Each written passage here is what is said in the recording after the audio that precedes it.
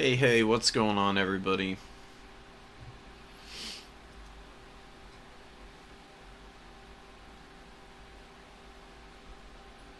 Waiting for, YouTube Studio to go and do its business.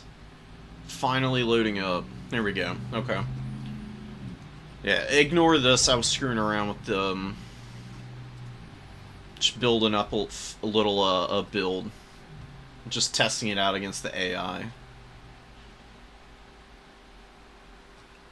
I have struggled a little bit the last couple times I've played the Chaos Dwarves, so I'm trying to just test out Skull Cannons and see what their best ranges are for dealing with fire glaives and stuff, and how they do against trains. They're pretty good.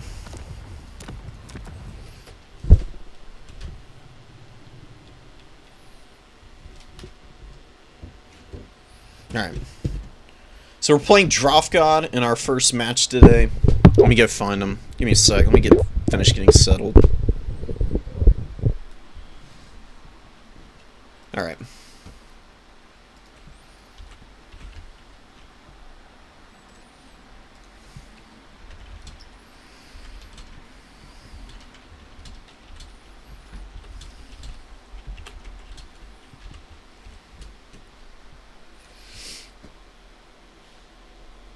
What's up, Bumpy?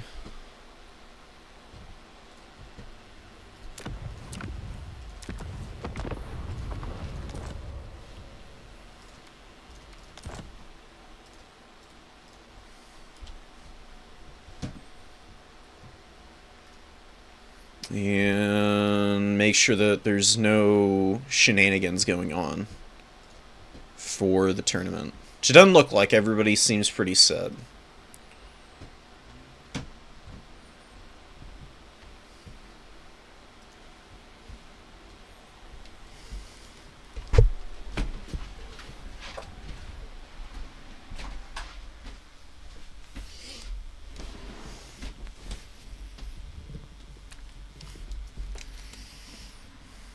Alright, waiting for Droth to show up here. I'm gonna swap away. I'll take y'all to the current stats for all the factions while we're waiting here and while I'm building my forces.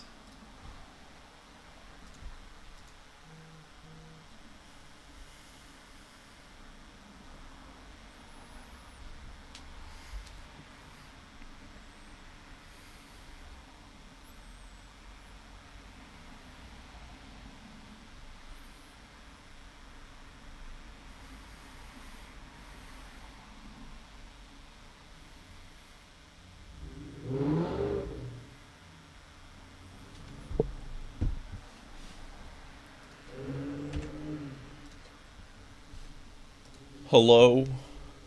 Outpost, please. Alright, well, give me one sec. I'm gonna run a really quick thing, and I'll be right back while we're waiting.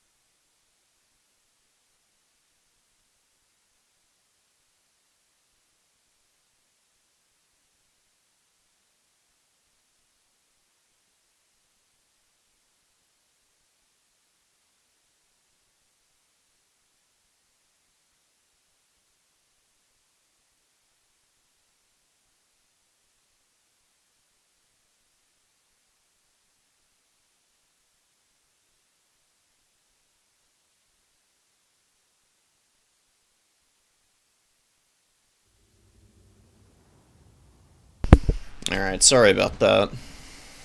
I've returned, though. And our opponent's here. So we can just go ahead and get the builds rolling. And get into the game. So Scalendir's Cave, I'm not running that many different maps from the last tournament I did, just because I really kind of enjoy a lot of the ones here. They don't get a lot of play either. I think it's entertaining just to keep them set up this way. Kind of run something that people can expect and game plan for sometimes.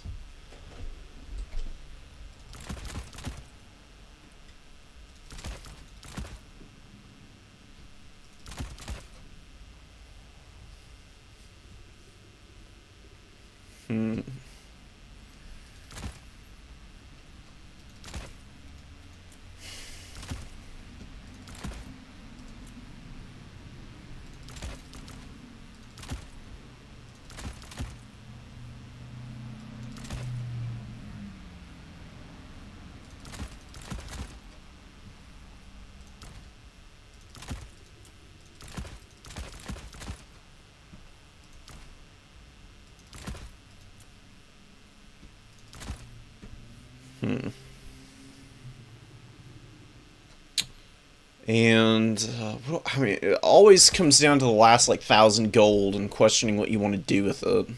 Can never be easy, can it?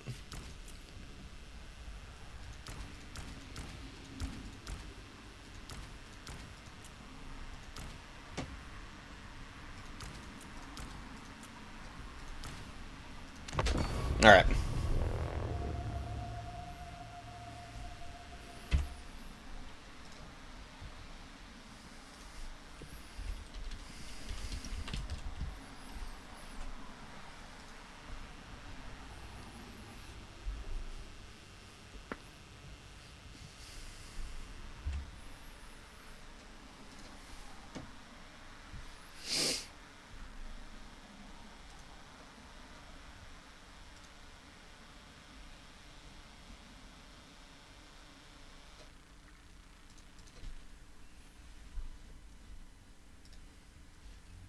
Boop. Alright.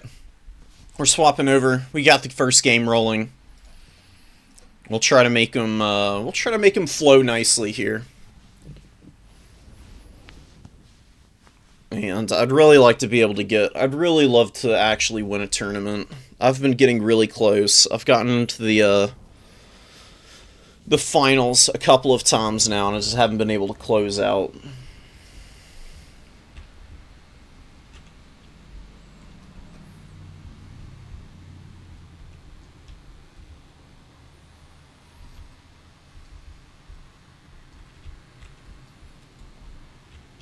I don't know if I want to play over the woods there.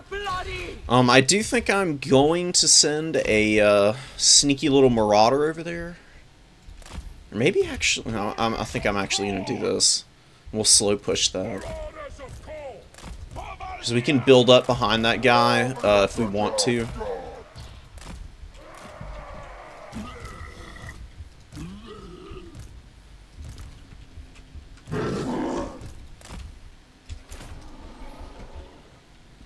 It's not the biggest Greenskins army in the world. Only 14 units. It's honestly pretty small. I don't know if I want to go for that just yet. I'll keep an eye out on it. Just because there's this Vanguard reinforcement point. It's right up here on the edge. It's pretty close. If there's nothing going over there, I can bring out a Flesh Hound. Or probably a Throwing Axe Horseman to go and snag it real quick for myself.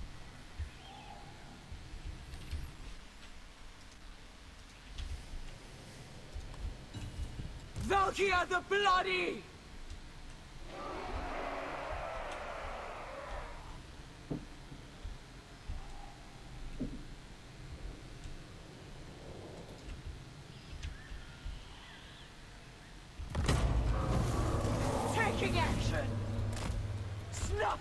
Alright, it looks like Droff is probably going to be going for that objective there, so we'll summon out a horseman here and just cap the objective real quick. I think that's most of his army up here. He's going to have a big missile line of night goblins or something back here that I can't see right now. There's nothing too crazy. Black Orc Big Boss, I've seen Outpost play a couple of games and noticed that's pretty popular. Night Goblin War Boss here does have the fermented fungi, which I really need to be careful of. It's a pretty... It's not the scariest front line. I'm really not all that bothered by it right now. Where are the reinforcements coming in? Oh, back here. We've got Squig Herds coming out, which are, they're going to be pretty good against my infantry, but not really if I do a good job of stacking my units over everything. I'm just going to keep pushing up carefully here. See if we can get some damage with the skull cannons going. And we get 2 early whiffs. Beautiful stuff. Everything that you could possibly ever want from a skull cannon. You just love to see it. We'll slow push a halberd forward. Because Droff is not playing super aggressively right now.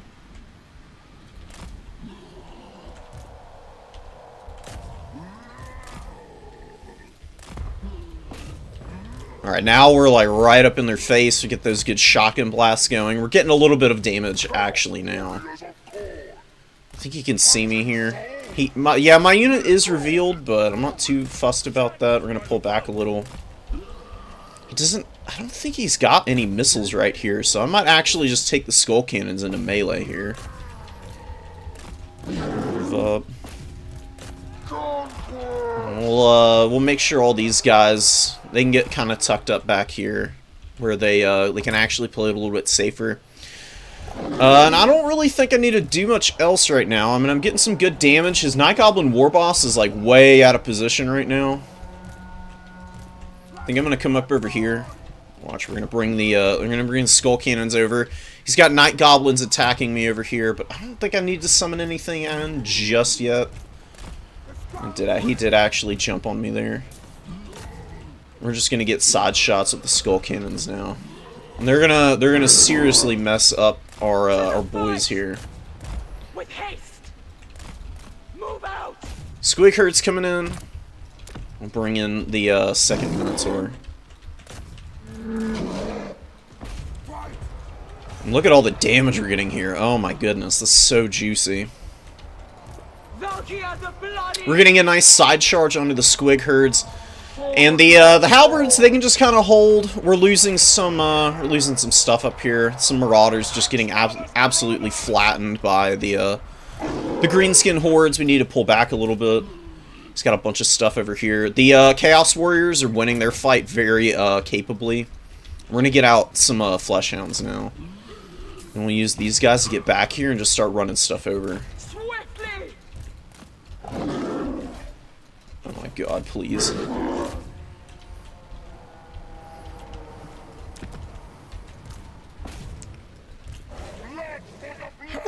These Night Goblins are doing a ridiculous amount of damage to the Chaos Warriors there, but they're persevering through it at least. Let's get in there. Let's collapse in here. We'll see what we can do here with the throwing axes attacking the big boss. And we'll use Valkia to fly back here and start dropping Sloutniers. And we just got our forces kind of holding right now. I think I need Fleshhounds. I guess it's just the bowfire here, man. Those Night Goblin archers. The Gore Queen. That's just gonna shred those guys. Yes. Oh my god. That's why you can't layer up your archers like that. They don't fire super efficiently, and then they just get absolutely obliterated by Sloutnir. And you're just crying with what's left of them. Give me glory. So Rusty Arrows down, Skull Cannons getting really rowdy on them, and the halberds and stuff, they're doing okay. They're holding. They do pretty decent damage. Oh man, I didn't mean to send the Minotaurs in here. Those are Savage Orc Biggins, and they're just kind of flattening me right now. There's more Biggins over here. We'll pull out.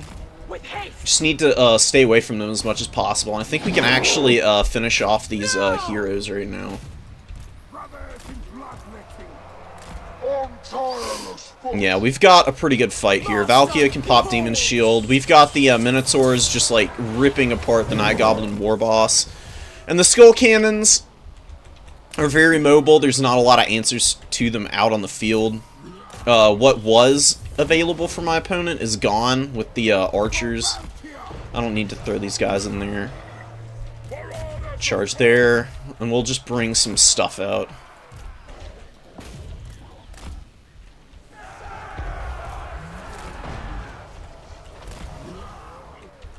Come on, can you please finish this guy? Come on. I'm gonna pop this just in case, just so they don't break, just in case. Really don't want that. Let's get the charge on the biggins, and the Minotaurs can go finish the Squig Herd.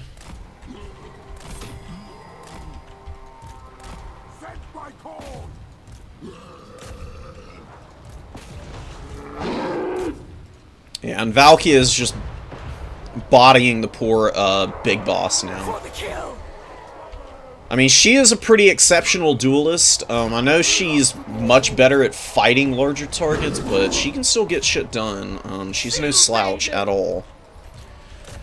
We can just get a nice rear charge there, kill those guys. Valkia's broken the leadership on this guy and can probably finish here.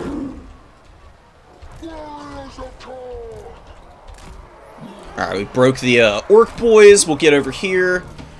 I do have a Sleipnir. Sleipnir can just finish this Savage Orc unit here. And we'll charge there with the Minos. And what little health they have left, I'm going to obliterate with the Skull Cannons, hopefully. They've got to actually hit shit, though. They're kind of rearing their ugly head with the problems that they tend to have. That's going to be it.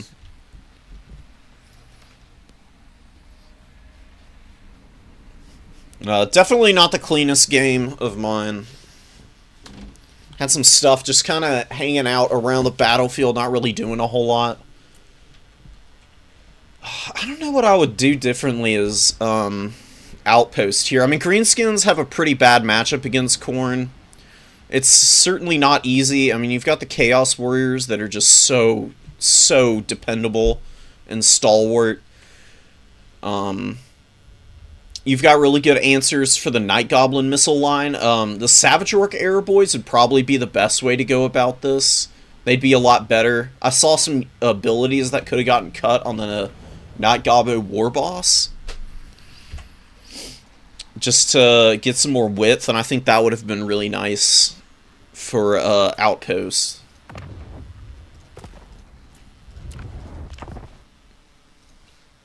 I'm gonna show y'all a build that I think would be pretty good against Greenskin, or as Greenskins against Khorne. But first, I actually need to go report the score.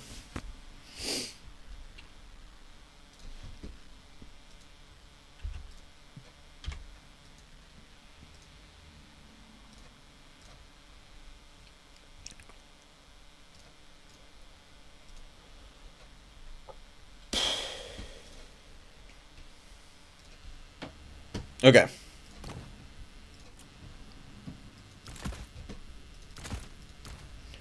Night Goblin War Boss for sure. You can just bring the Loons and the Rampage. Look how cheap that is. I mean, he's just... he costs nothing. I mean, there's really nothing else you need from him. You can bring, like, a foot Night Goblin War Boss, but if you bring him on the Spider, he can, like, actually go after Valkia a little bit, and then you can just bring the Shaman. And you just try to keep it alive. You can bring, like, Itchy Nuisance and Sneaky Stabbing. Or you can do Gork will fix it for the slows. Either or works really nicely. I don't think you really need any of these items. They're not that good. They don't do a tremendous amount to help out the orcs. And you can use Wand of Jet if you want or not. I mean, it saves 100 gold. Usually, it's a good idea just to save as much gold for the Greenskins as possible, because their units are so damn cheap. And Night Goblin Fanatics, the Spinning Loons, if you can get it through the front line and into the heart of your opponent's stuff, it's pretty brutal. I played a match against Berserk in the finals of Hippos tournament the other day. This is something along the lines of what he beat me with. He did bring a Rogue Idol in that build. The Rogue Idol ended up doing pretty much nothing. It just got throwing axed to death. I didn't get aggressive enough on points, but I think I probably would have won. There was definitely a few things I needed to clean up, but I think that having a couple of the Air Boys isn't the worst idea. But you can also just bring the Forest Goblin Spider Rider Corps, and they've got decent enough range on them. They outrange the Marauder Horsemen. You really need to be able to clear Marauder Horsemen in this matchup. Otherwise, your really soft armor targets are going to get absolutely flattened just repeatedly. And Greenskins, that can be pretty painful for them. They really don't want to lose a bunch of stuff like that. The Savage Orc Boys. Savage Orc Boys with the Frenzy and the really high charge bonus, I think actually might be a little bit better than the Orc Boar Boys, but these guys do have shields, so they can resist arrow fire, or not the arrow fire, but the throwing axe fire a little better. And these guys are really low armor, so they don't do too hot against Marauder Horsemen on the charge, actually. I mean, it's worth noting that Marauder Horsemen honestly almost outpace these guys in every meaningful category. Charge bonus and leadership and HP, they're down on, but you have the advantage in speed, so you can just run away. You've got better weapon strength. You also have Frenzy, so your melee attack is really nice. And if you can just get the drop on the Savage Orc Boys, you can kind of shred them pretty quickly. But, you know, like a unit of Biggins in here. Something along these lines is pretty nice. The Swamp Things aren't bad here.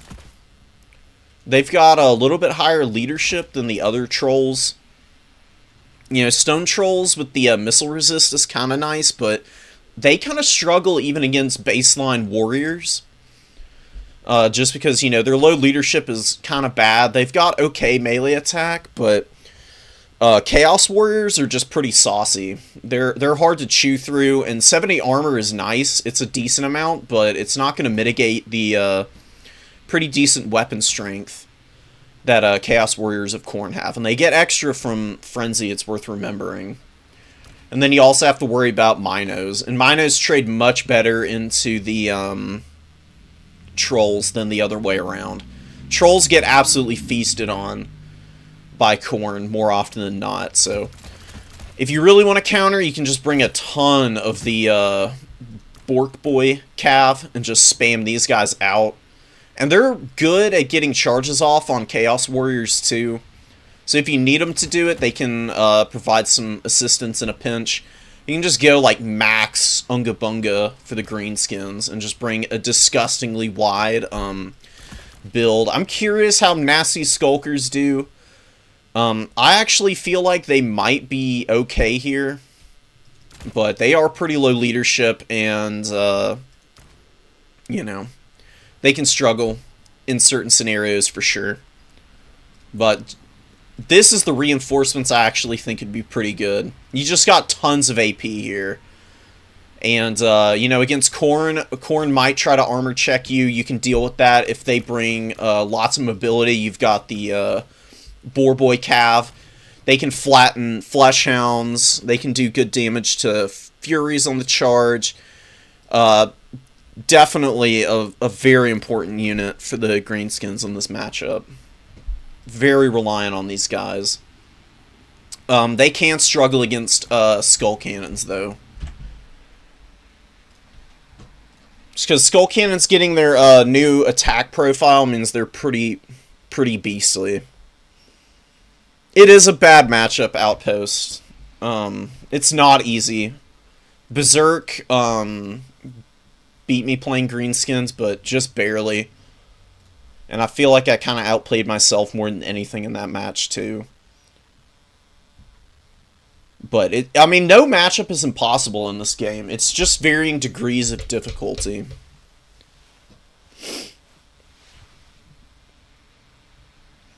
So we've got a couple matches going still, and then they'll be over.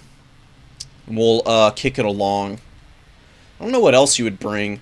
I wish that the Orc Boar Chariots were better than they are. They've got some pretty, like, juicy weapon strength on them and decent charge bonus. And they're a little bit better than they used to be, but I still feel they're kind of lackluster. And if you're going to bring chariots, you can just bring, like, Snotling pump wagons. And just try and run over the front line. I mean, I'm trying to think of what else you would want to bring. I mean, that's really about it. And you've got, 1,780 in the starting army for whatever juice you'd like to throw in there yourself.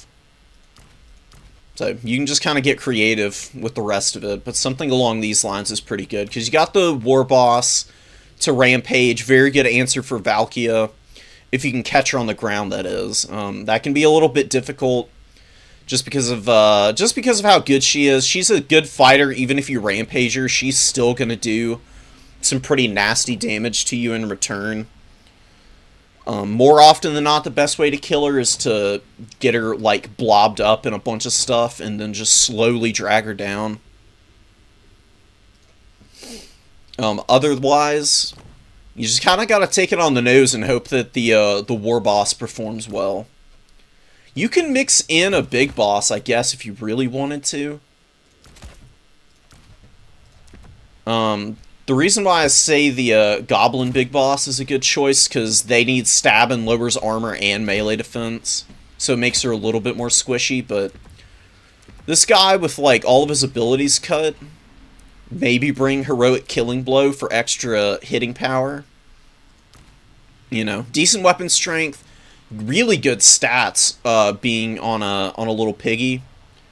And you can get in there and kind of like help out the Night Gobbo War Boss there. You can take most of the damage on the Black Orc boss here. And see what you can do from there. And then you can still bring the little Night Gobbo, because he's really not that expensive. Vindictive Glare is very bad against Khorne. I've never seen this spell do enough to justify its price. Sneaky Stabbing and Gork'll fix it. Slows. Khorne hates slows. And then having stuff like Sneaky Stabbing that gives your units a little bit better combat performance. Very nice. And then you just want to Fanatics Chaos Warriors to death. Like, Berserk absolutely obliterated my initial front line with these guys. It was pretty brutal. I mean, it was really impressive.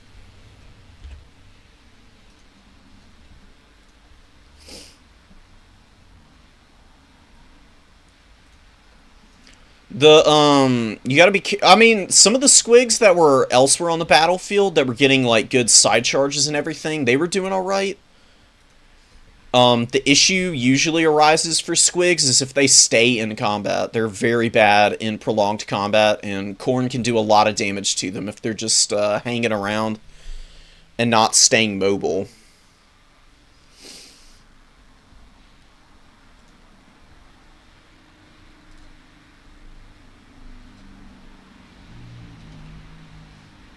Alright. So this is what the early bracket's looking like so far. Stingers actually beat Scrambled Egg Special. I don't know who Scrambled Egg is playing. I mean, if it's Coast versus the, if it's Coast versus High Elves, then that's a pretty brutal matchup to have to take. Okay, yeah. So, Scrambled Egg went, High Elves versus Coast, and probably got archered to death. I feel like that's a pretty tough matchup for Coast in general. We can actually go look at the stats. Find out for sure. So yeah, look at that. 4 games played, and 3 wins and 1 loss for High Elves in that matchup. It's pretty nice to see. Vampire Coast is a nightmare for Khorne. It's not terrible. I think it's a little bit better than 75%, and I've been experimenting with skull cannons. They seem to do really nicely there. I still think it's really tough, though. There's just so many undead to have to chew through. That's a lot of unbreakable, Khorne doesn't love going up against factions that have good healing. It can get pretty challenging.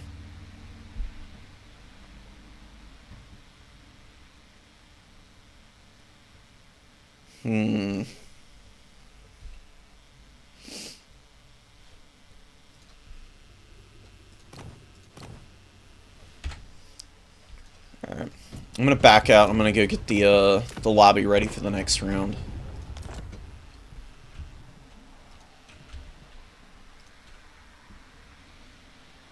Look at Chaos Demons, man. 71% win rate. That's crazy. They're beating just about everything. They've lost against Lizardmen and Chaos Dwarves. Chaos Dwarves makes sense because of the trains and the Hellbound on the trains. Probably kind of difficult to deal with for the Ickies, the Icky Demons.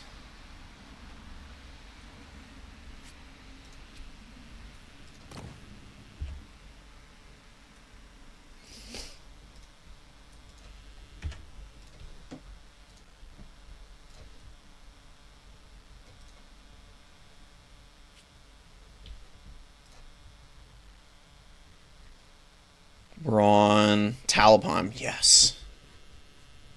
Thank you, past me, for setting up future me for success. So, that's another pretty good... Any map where you can split push with Khorne is pretty nice. That's what almost all of these are. Even Pit of the Everchosen.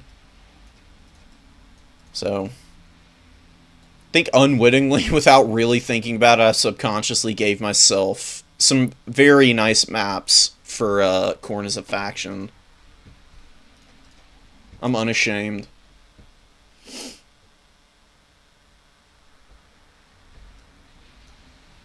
I don't know if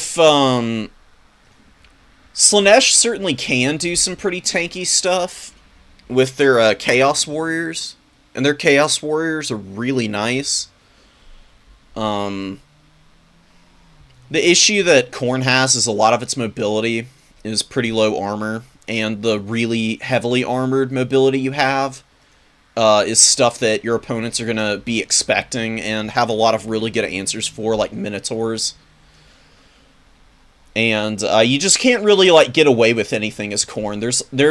It's pretty limited what your options are if you really look at the roster. You know, you've got one, like, super viable Lord in Valkia with, you know, like, Scarbrand and the Exalted Bloodthirster being pretty niche. Herald, also really niche. Valkia is just better in just about every matchup, because Sleipnir is awesome, Demon Shield is incredible. If you know how to use her, she's basically unkillable, and you can just fly over the battlefield and control it endlessly. So her utility is pretty hard to pass up in just about every matchup. And she's really cheap. I mean, she's 1,700 gold. You know, you get the Exalted Bloodthirster and cut all his abilities with just Deathbringer, which I think is very much a necessity for him. I mean, 700 gold, 750 gold more, so you can just say goodbye to bringing, like, an entire Fleshhound in the opening.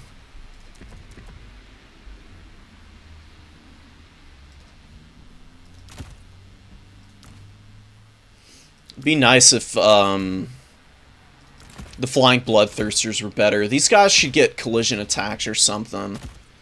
Unbreakable, I have no idea. But 2,000 gold is really expensive for a unit that I have never seen do all that hot. The only time that you want to bring a Bloodthirster is if you're, like, absolutely certain your opponent is going to be going, like, gigantic double SE something. But even there, they can struggle because they get stuck an awful lot, and they're very unresponsive on the ground. They have terrible turn speed, so they're not very maneuverable, which also doesn't help them at all. There's just a lot of little things that, like, add up to make these guys kind of bad.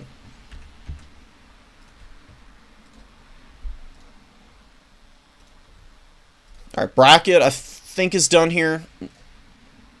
No, we still got Revenant and Spaghetto playing. Let's go take a look at who they're on. Oh, okay, so Spaghetto's on Kislev, and then, yeah, Grudge Goose, aka Revan, playing Empire. I don't actually know who's got the advantage in that, matchup.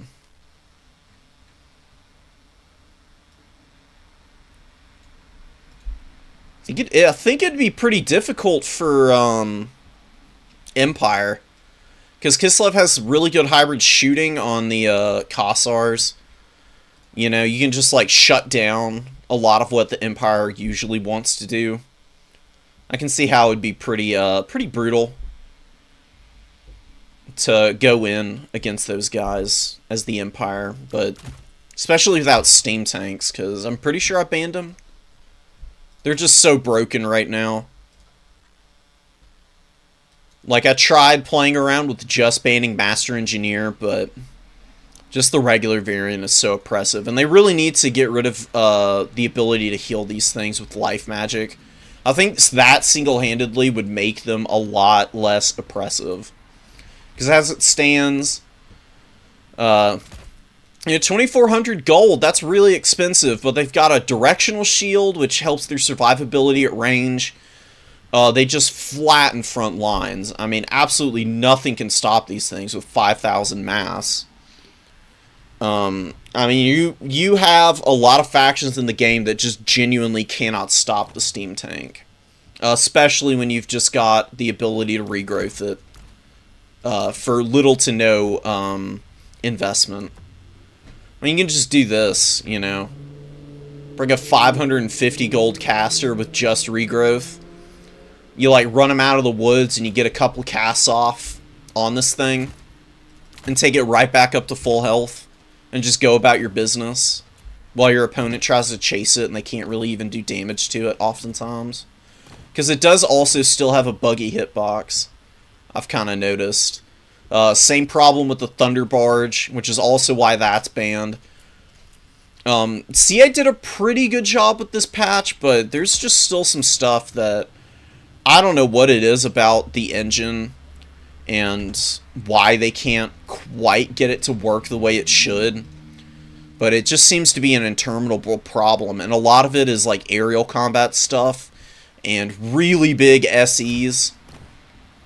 Like the steam tank with the crazy high mass that have like broken the game for whatever reason. There's also the multi-shooting bug. I don't know if y'all have personally witnessed that. But there's some pretty cheesy stuff you can do with the gyro bombers, Oxyotl. Who else? The Master, the Skaven Master Assassin has this this multi-shot bug. You just like run up, and while your unit's about to fire, you like turn them around, and then like cancel the animation. And the next time you fire a volley off, they'll just blow through all their ammo. It's really funny. Human Boy has a really good video on it if you want to see it in action. We could actually maybe show that off. I don't know what the hell's going on with this last game, but it must be going down to the damn wire. Because they're the last people, and they've been going at it for another, like, 10 minutes after everybody else. So here we go. I'll pull it up for you.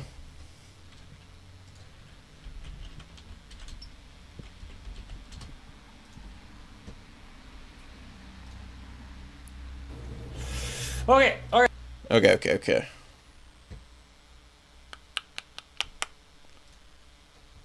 Getting 8 ads every 20 minutes is actually diabolical. Meet Pi, the ad blocker that actually works on Twitch, aka Olaf the Moose discovered the greatest bug of our time.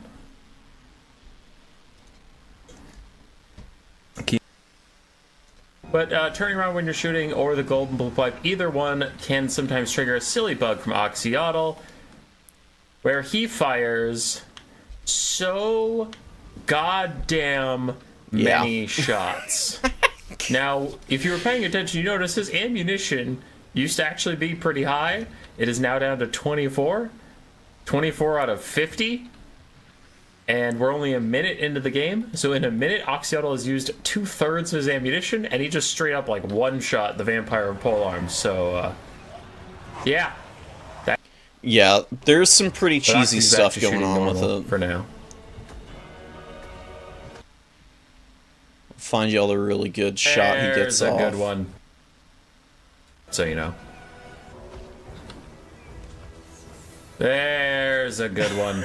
He can just take off like 5,000 HP. You can see the red chunk of the on so many lords. So that's why he's banned, and that's some of the stuff that CA really needs to like lock in on, and hotfix like ASAP.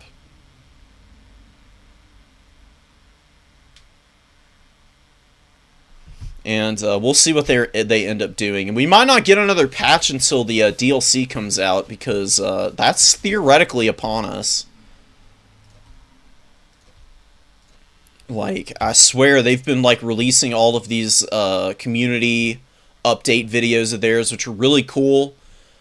But I just want to get my hands on all the cool stuff, because there's going to be like support lords for Khorne. There's going to be the new legendary lords, heroes, all kinds of stuff, and I'm really hoping that it just mixes up the meta for Khorne. Right now, it's just so stale. You know, it gets kind of one note, playing a lot of the same stuff over and over again. There's definitely some niche units that you can like mix in and do some fun things with. Double Blood Crusher. It's actually pretty good in some matchups. It's something that I've used against the greenskins actually to big success, because these guys with their physical resist and everything, and just with the general AP damage they have access to, they can actually beat the hell out of orc boys on the pigs. They can do some pretty big damage.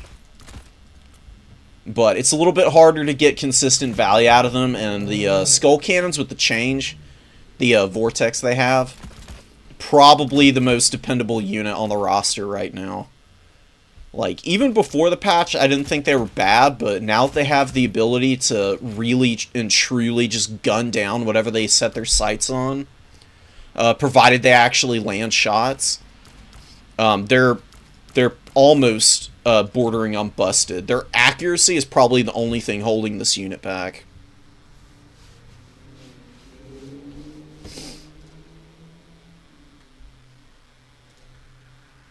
Alright, we're finally through the first round. We'll advance. We'll see who we're going to be playing. We're going up against Spaghetto. Alright, well, that's probably going to be pretty tough. Kislev is really good against Khorne. Those Frostworms are disgusting in this matchup. They just absolutely obliterate everything that you can bring. So, we'll see what happens.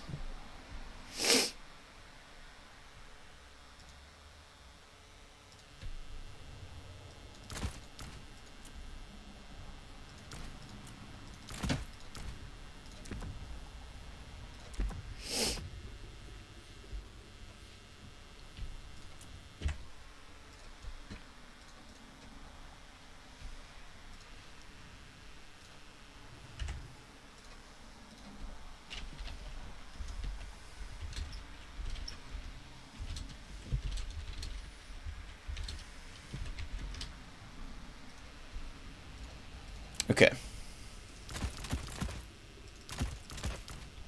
Road to Talpine won't be a terrible map for me, though. I'll definitely be able to get some good maneuverability rolling against Kislev here.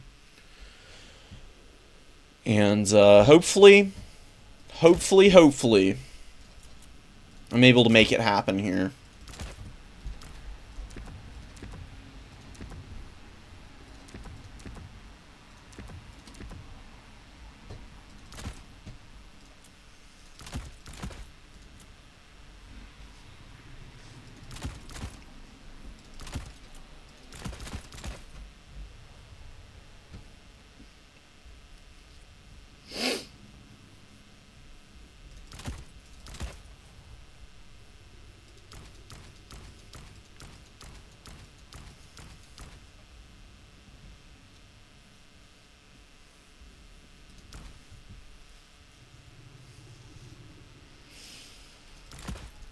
I don't know if that's cost efficient enough for me to bring. I've got a couple of units on the chopping block here. I just am not sure if I'm going to be able to like fit them in as well as I would like to. I think maybe going a little bit wider might be a better idea.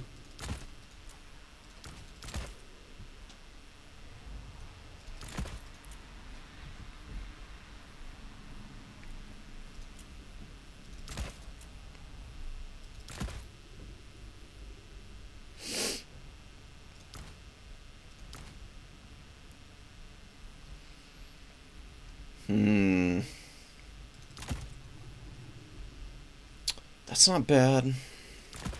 It's there's a lot of really cost-efficient infantry that you have against Kislev, but the problem is the big scary stuff that they've got access to.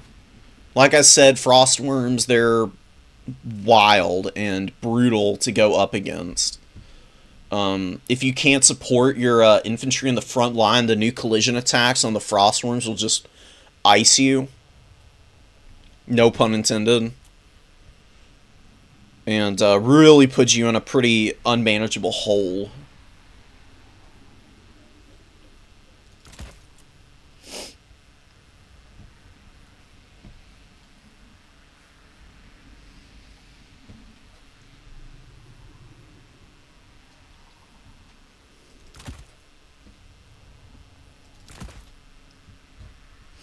Alright.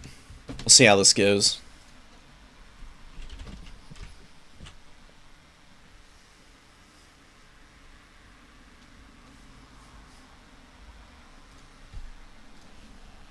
Alright, one sec. I'll BRB, and then we'll kick off the match.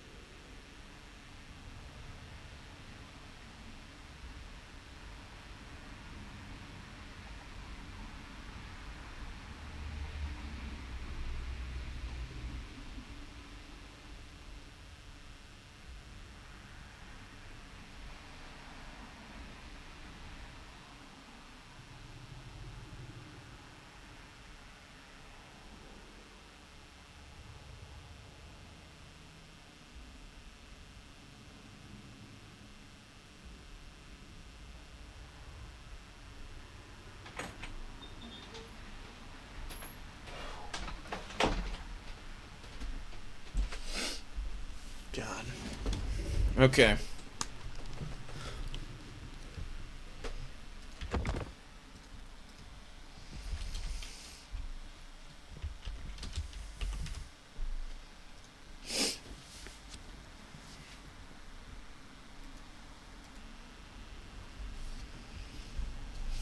Alright, hopefully we're about ready to roll here. We're coming in with a, like, fairly aggressive build, nothing too wild. I'm going full sweat tonight to try and take a win here.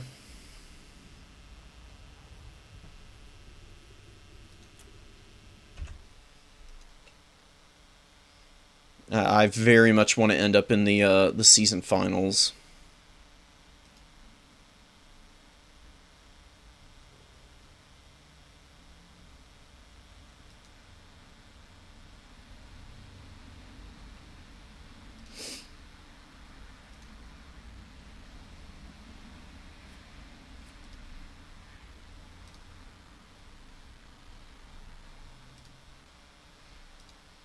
Just Turin is, if anybody else is in here, Turin's hosting another tournament at, in like a couple of hours. So, that might be interesting for anybody who's like watching now and wants to play but didn't get the opportunity to, then go for it. What's up, Tom?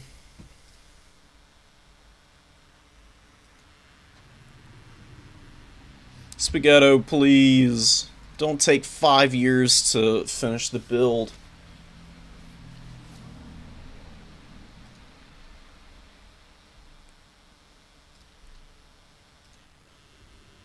It's been a while since I've seen him around. He was doing really hot for the opening segment of the tournament last season. I'm gonna flip back over. I think this is season 7? Yeah, it is. Okay.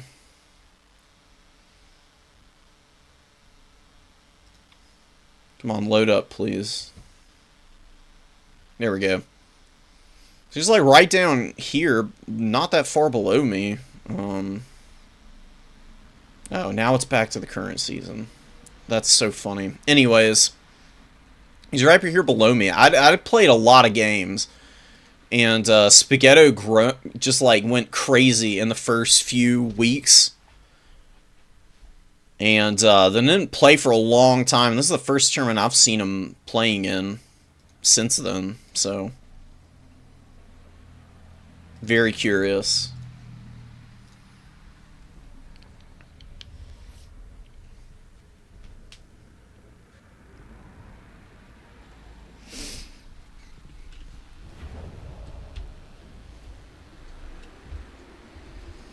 Alright, the things I really need to look out for are the, I think the war sleds. They'll be pretty brutal. Little Grom, I'll hate. Oh my god, he's got 9 units. He's got like a...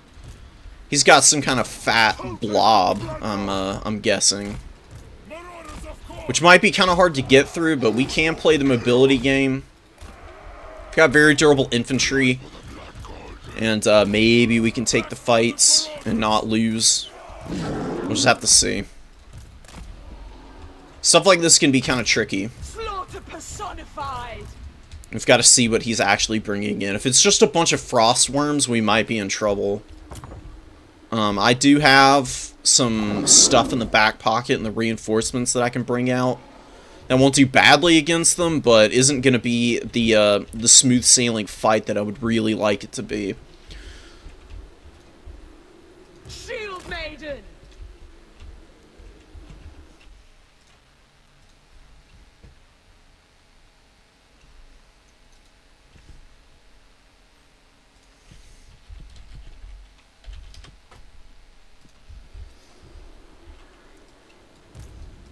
All right.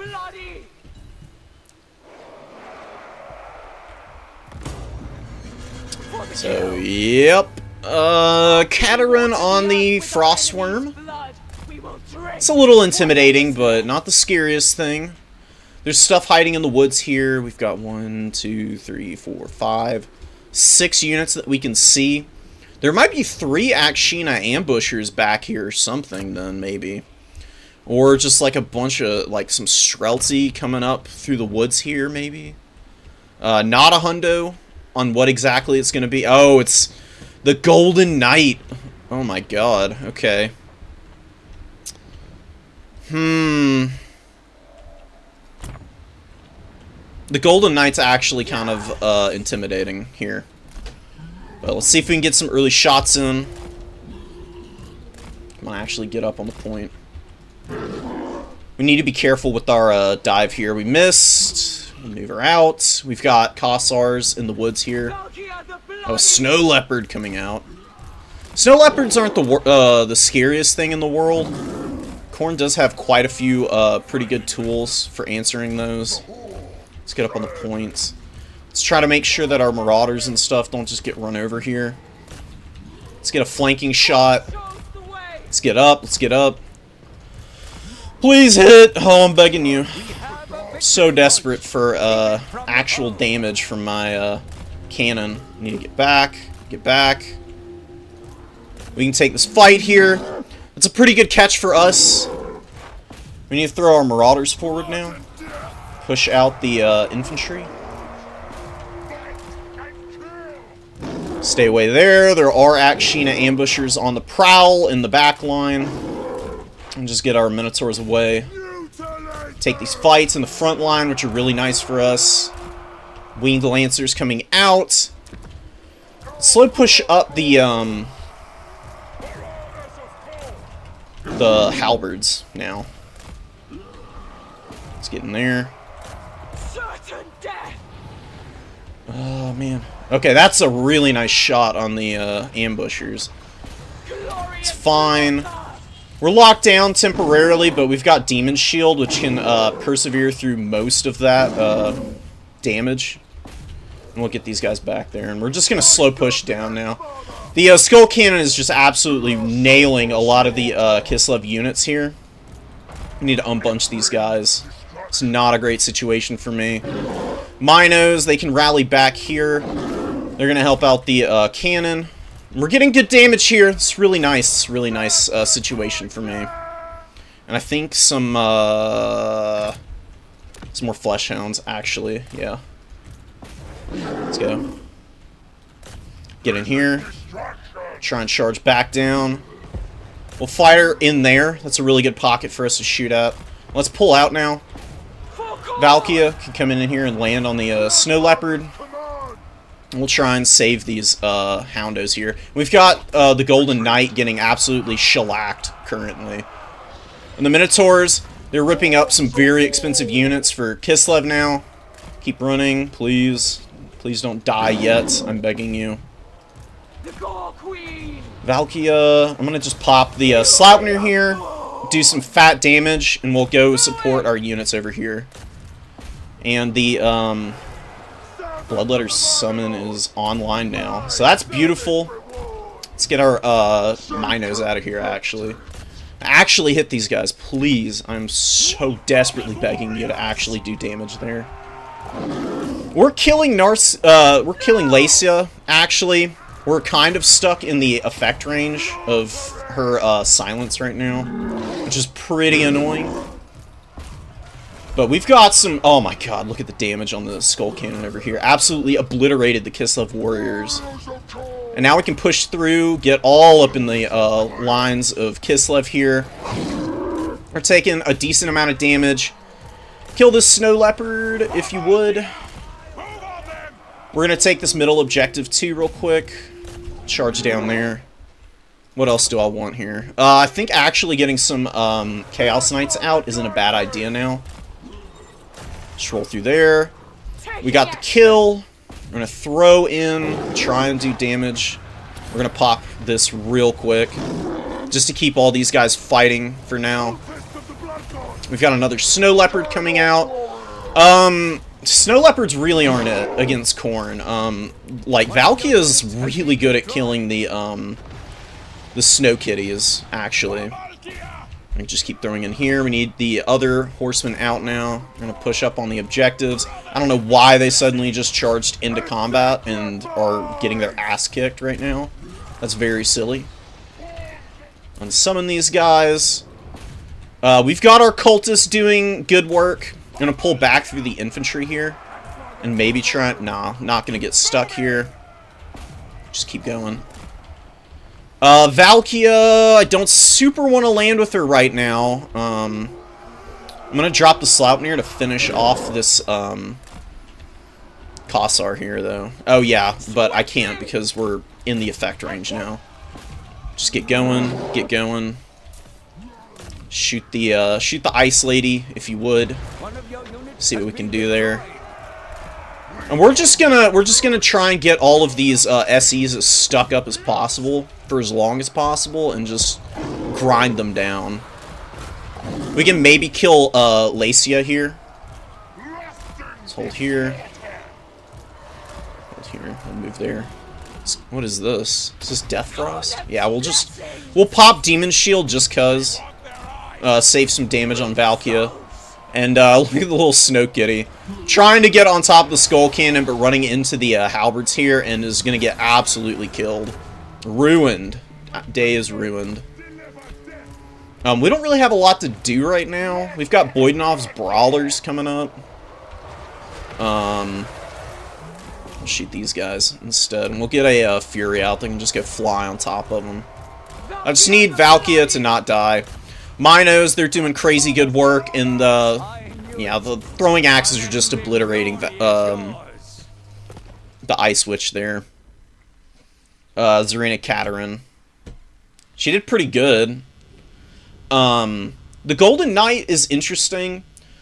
Pretty good choice to help protect Zarina Katarin from Karanak, who I did have in the back pocket. I didn't really feel like I needed to bring him out. He probably would have been my next summon after the Chaos Knights and the Fury unit I brought in. Just to, like, grab the Patriarch or something. You don't want to leave SEs running around on the field too long. But we got really good engagements, man. Kislev, you know, kind of expensive. Kind of hard to fit in the units you need to get through Khorne, but I think this build isn't quite optimized. The Akshina ambushers are just too squishy. They don't hit hard enough. The pack trap that they've got, where they can like grab your Lord and snare, that's really good. But other than that, these guys are too squish. Not a lot of armor. Furies wreck them. Fleshhounds wreck them. Cultists can just meander up to them and lock them in combat forever, which is what happened with this Cultist. He got onto the perfect target there, and never really got punished either. I think the Golden Knight and Zarina Katarin going back to peel for the ambushers would have been a better idea. But leaving him off, bringing the... I like the Boydanov's Brawlers. They're a really good shotgun unit. They will obliterate heavily armored Khorne infantry even.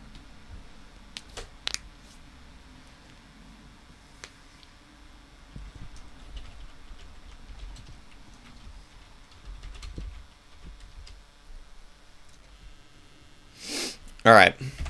Let's go report our dub. It's the other tournament.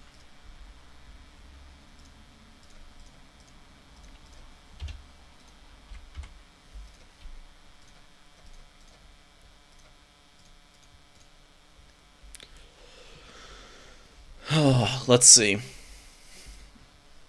I do like having Karanak against Kislev, because Kislev goes pretty tall sometimes, and Karanak can absolutely ruin the day of like a heal blob for Kislev, because you go in there, you pop the Pray the Blood God on Patriarch, you just swarm in with every heavy hitting thing you can get, tie all of the other big stuff up, kill the Patriarch, and then do your best to get out. And you can just make your life a living hell for those big SE blobs with Karanak. So I think he's kind of a necessity in that matchup just as a backup. Because also another thing that I've found to be incredibly potent against Khorne is Katarин on the Ice Court sled. This sled is disgusting. I had a match the first tournament I was in this current patch, this current season, where Katarin on the sled, I just could not catch her. I mean, she just kept running away forever. And she's only got 3,000 mass is what it says, but she's so quick, it just did not feel like that was accurate at all. She just like pushed through cavalry, through minotaurs, just about everything. It was brutal. But with Karanak, at least I could like pop the Pray the Blood God on her and like lock her in place for a little while and get some good damage on her. I think that would be a good way of dealing with her on the sled. But, you know. Kislev can also go really cheap, and that can completely throw off bringing Karanak in its own right, because then you're going after, like, you know, an Ice Witch who's got, like, no abilities and is on foot and just doesn't care. You know? Like, Kislev's a good enough leadership faction that you can do this. Bring this Lord. And, I mean, a little 900 gold thereabouts. You can go with a big front line. You can bring the Great Weapon Warriors as well. Some Streltsy to back that up. And then, I don't know. I kind of like, maybe a War Sled would be nice to put pressure on the Khorne front line. You can bring a Frostworm. They're pretty good to have as backup. I like Zargard with great weapons, too. They're very potent. You can bring the Boydnov's Brawlers instead of a great weapon Zargard. And then mix in the Things in the Woods. Another very good AP option. Little Grom can be in the back pocket if you want. Probably only need two of those guys. Bear Riders get manhandled by Minotaurs, so you don't want to use them. You can go with the Winged Lancers. I think a couple of Dervishes might be good, or maybe a Horse Archer. Oh, because you got all this shooting already. I mean, just look how much shooting Kislev can bring. I mean, like, maxed out on the possible number of missile units, and there's still so many more that you could potentially pick from. Absolutely wild.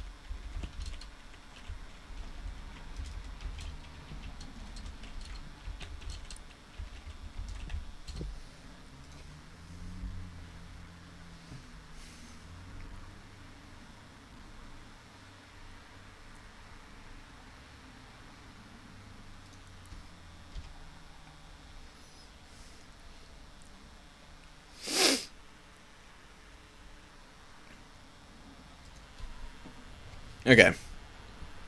So, that's like an that's like an anti-Karanak, just full commitment to the bit from Kislev to just go full shooting and just try and kill you that way. You could just bring the rest of your army, can just be freaking Winged Lancers if you wanted. Winged Lancers are great against Fleshhounds. If you have all of these Lancers in the field at once, you can probably hammer down the entire Khorne front line. Pretty easy. Like, even halberds are going to struggle. Because if you're going up against halberds as Kislev, and you don't want to just, like, engage them and hammer them down in cycle charging, then, I mean, you've got all the Streltsy here that can do it for you.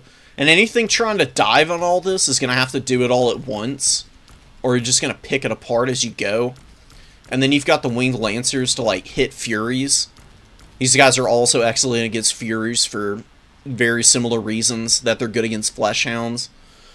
And yeah, you can just peel everything off of your shooting line. And then the infantry for Khorne, you just slowly whittle them down. You just shoot them.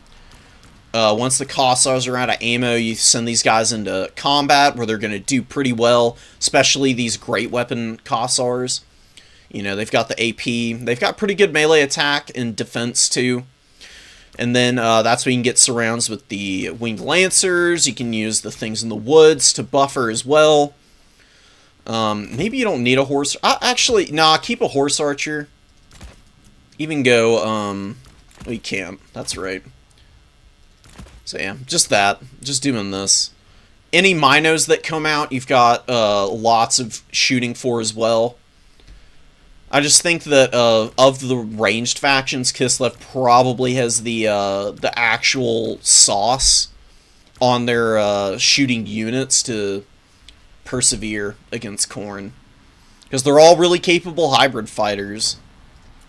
And Korn really just doesn't win in a vacuum. You just have to, like, rely fully on the skull cannons to do it for you.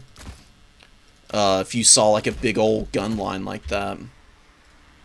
And then get, like, a perfect dive, perfect engages, everything breaking your way. That's kind of what you'd be resting on at that point. Alright. Advancing the Swiss.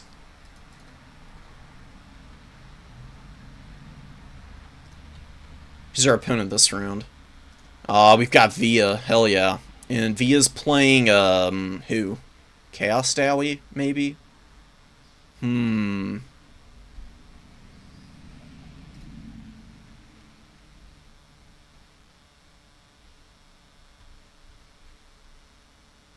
Oh, Slanesh. Oh, God. This might be a pretty short match, honestly. We'll see how I can do here. Korn versus Slanesh is a really tough matchup. It is not easy at all. I think Slanesh is pretty heavily favored here.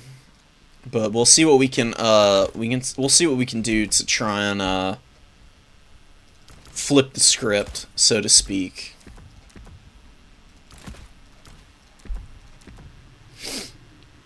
Okay.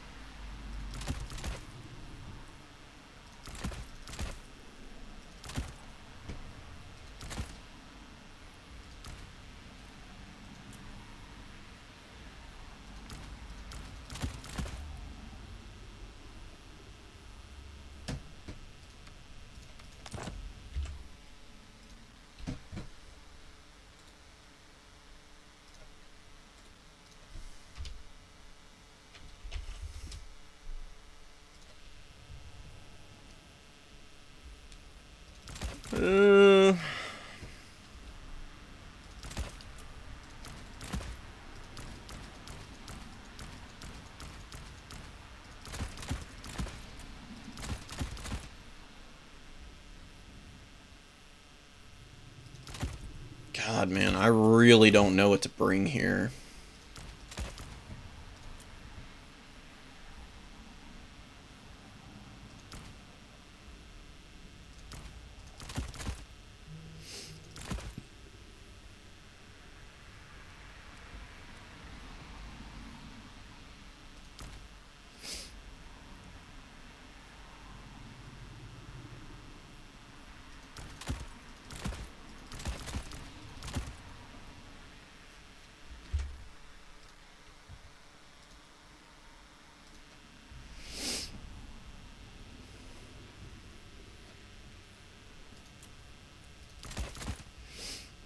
These damn demons, they terrify me, I'm telling you.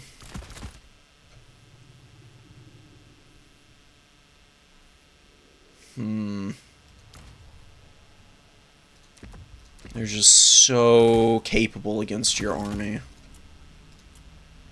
Lots of really hard-hitting stuff.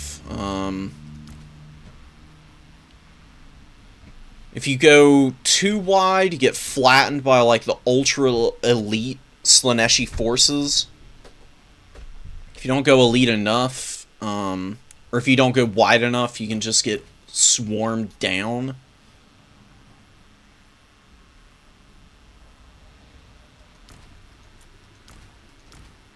Yeah, I think we're gonna have to roll with this. And hope to something that we can pull this off.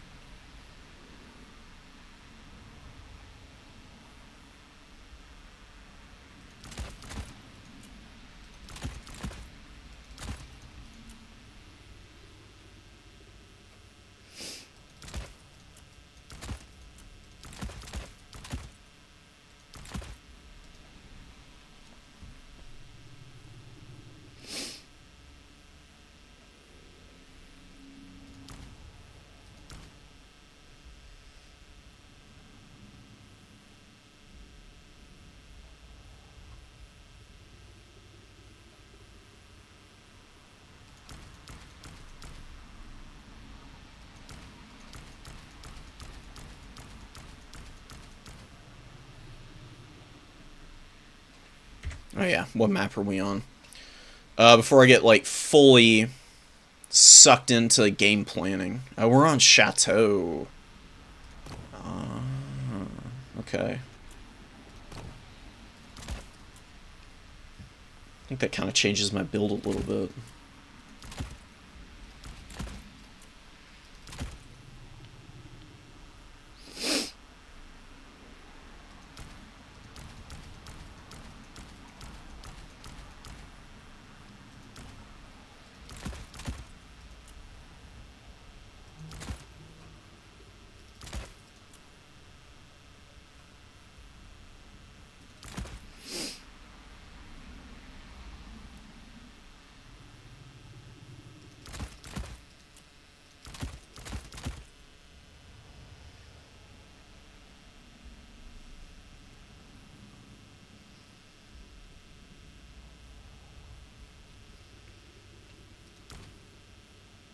I'm not sure what this build that I'm bringing is, but we're gonna find out.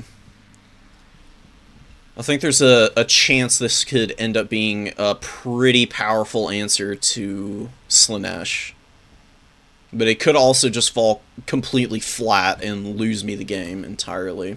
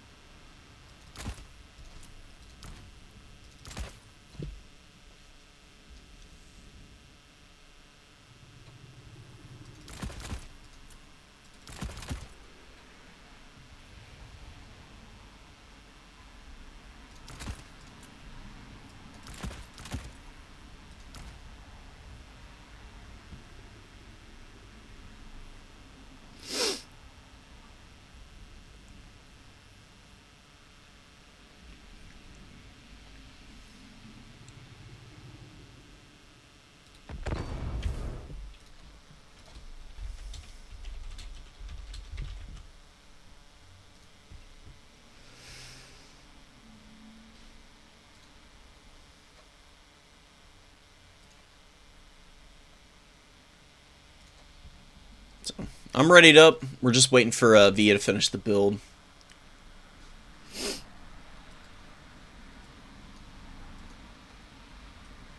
I just saw your message, Cliff. If you're still here, yes, they're really good. They were okay even back in the previous patch. Just because the shotguns that they have are really strong shooting.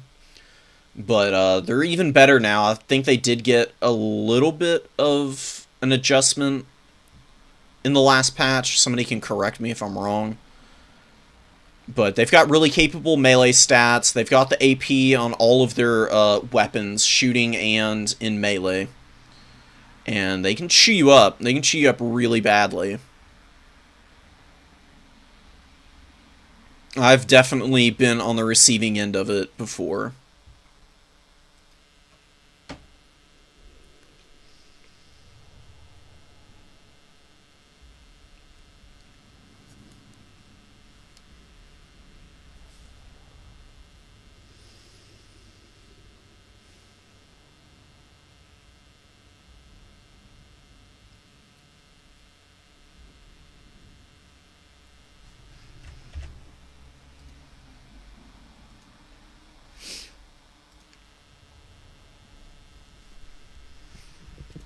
Alright. So, Chateau. Khorne versus Slaanesh. This is just like a classic fantasy Warhammer Fantasy matchup. Slaanesh has the upper hand in a lot of respects, though. So this is certainly not going to be an easy time of it. And especially given how good Via is. I think it's going to be even more difficult for me to take this win here. We've got pretty comparably sized armies, though. He's got a few less. He's got a few fewer units in the back pocket there, and we will try and get aggressive onto the points. And all of these infantry are gonna go sit on their ass on the middle, probably, and just box up. Marauders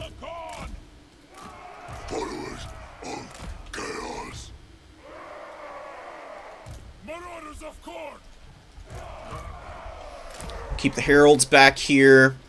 We've got the Demon Prince of Khorne, because I've done some testing with this guy, and if Azazel is on the other side, like I suspect he will be, the Demon Prince of Khorne just obliterates Azazel. It is awesome. It's very amazing. The Deathbringer that he's got buffs his weapon strength up to like 800 something, and then he also gets the bonus versus infantry on a pretty juicy melee attack with the frenzy at 65. He can hammer home pretty hard. Valkia just struggles a little too much here. She does not like getting CC'd, and she's got bad mass, so if she gets stuck on the ground, you're dead. Demon Prince can actually like push his way out of a blob every now and then.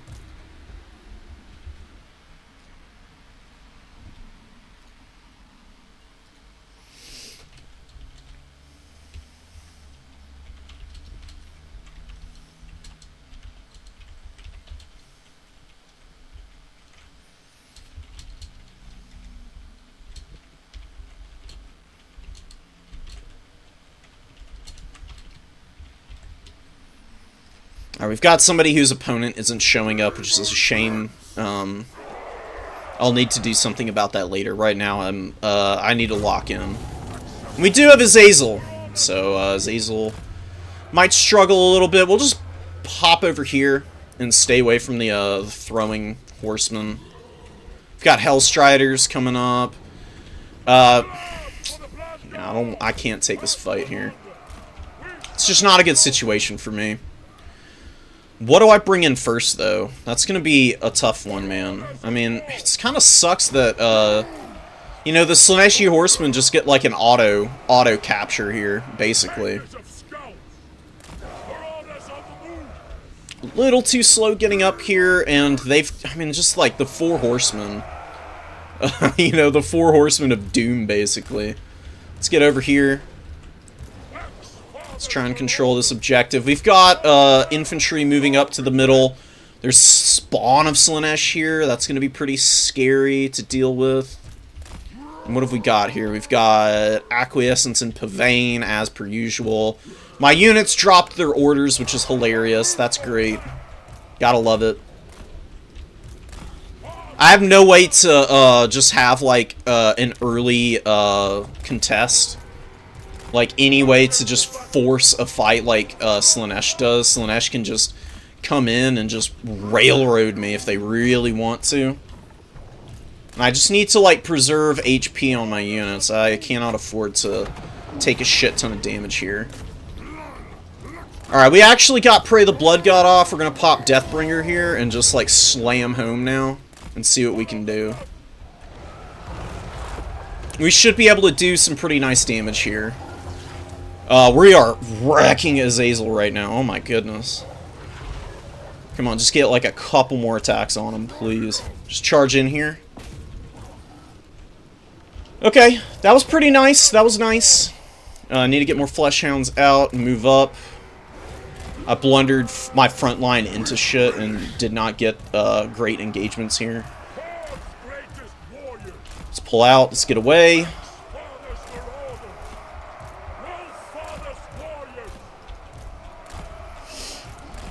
We need to run. There's a bunch of mobile shit coming for me here.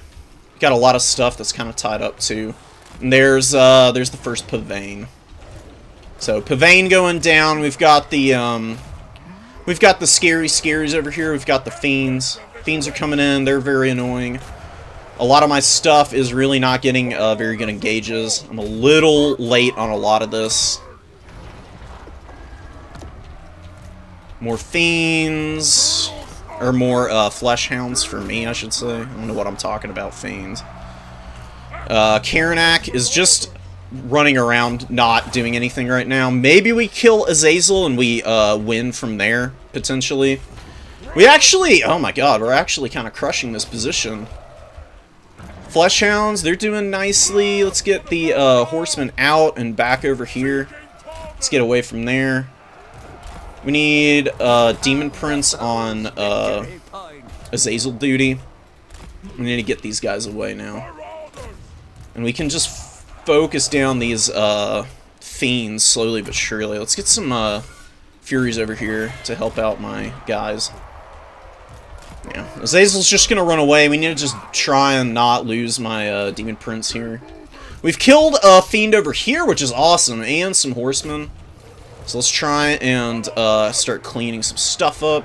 Let's get back up in the air. Everything here can stay. Let's get over. Let's get over. Karanak can come back here. We've got a snare now. Maybe we can just wreck old boy back there.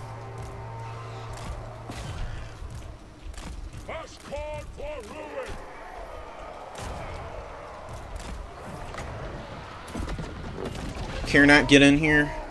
Let's actually not use it just yet. Let's get the charge. Let's bring out more Fleshhounds. Fleshhounds are the answer to everything in this matchup, and you just gotta pray to God that they actually kill shit. And we're getting roughed up a little bit back here, which is not great. Let's go in here. Let's go there. Come on, guys, please just kill stuff, please do things. I desperately need y'all to show up and show out, which we're really not doing right now. The Chaos Spawn just ground through our front line, and now we're just completely trapped. And we're losing just a shit ton of health on all of our stuff here. Really not the best fight for me right now. It's been pretty bad, actually, and Karanak. If I can get my Lord out of here somehow and he doesn't just disintegrate to death, then maybe I can not lose.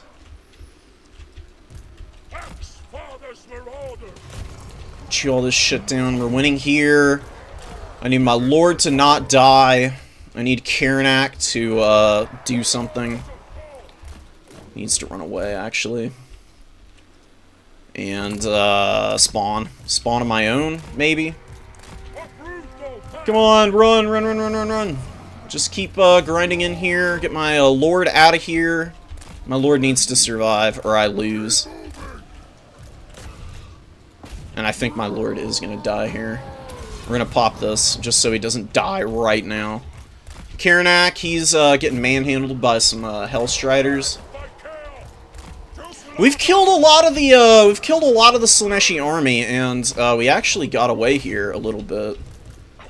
Let's rally back to some objectives now. Wolffather's warriors! Need to, like, avoid literally any amount of damage on our Lord right now. Oh god, he got hit. No, he's dead, damn it. That's devastating. That is really bad for me now. Got a little bit of a collapse going on here. We've got Karanak, who can maybe go after and kill Azazel somehow. We've got these Hellstriders out here. We're going to bring up more Chaos Spawn. We need, like, Unbreakable cap weight now. We've got a bunch of Forsaken coming up. Let's get over on the objective. Let's get over on the objective. We're going to try and hold this stuff here. We've got the Heralds, and we've got the Spawn on this point. Just need, you know, cap weight and to hold objectives now. Because we really don't have much to speak of currently. We do have Karanak, who can deal with Azazel in a pinch. Damn Hellstriders are going to be annoying. Need to get after them. We're going to get held up here for a long time, I'm afraid. And I don't know what else I bring out. We're getting a rampage going here. That's not good for me. Let's just try and hold. We got Fiends back out. Fiends need to be dealt with. Fleshies maybe gonna help me. I mean, we have traded really nicely up to this point.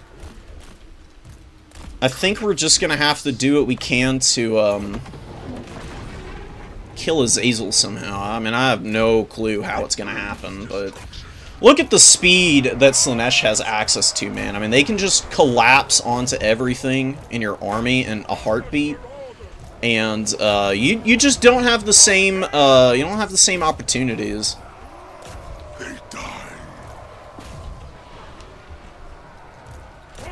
Let's actually get over here. Let's take this charge. Maybe this works out for me. That's a really nice charge from the Heralds there. They're going to do some really big work in this fight. We've kind of crushed that position. I don't know what we bring out next, though. Man, it's just... We've got more Fiends coming out. More Fleshhounds. I can't. I've got to go full commit on mobility. If Slaanesh just out-mobilities me, it's going to be ruinous. I can't afford it. I need to stay in here. Let's get the, let's get these mobile units going. Let's get all the, spawn to go in on these, Fiends here. I mean, we've broken the back of Slaanesh, kind of. They really don't have anything out on the field. A lot of what they do have is stuck in some pretty horrendous fights currently. We can drag down these Forsaken eventually. Just bringing more Fleshhounds, baby. You know it. You know it. You know what I'm bringing. I ain't bringing anything but hounds. Let's see if we can get on Azazel over here.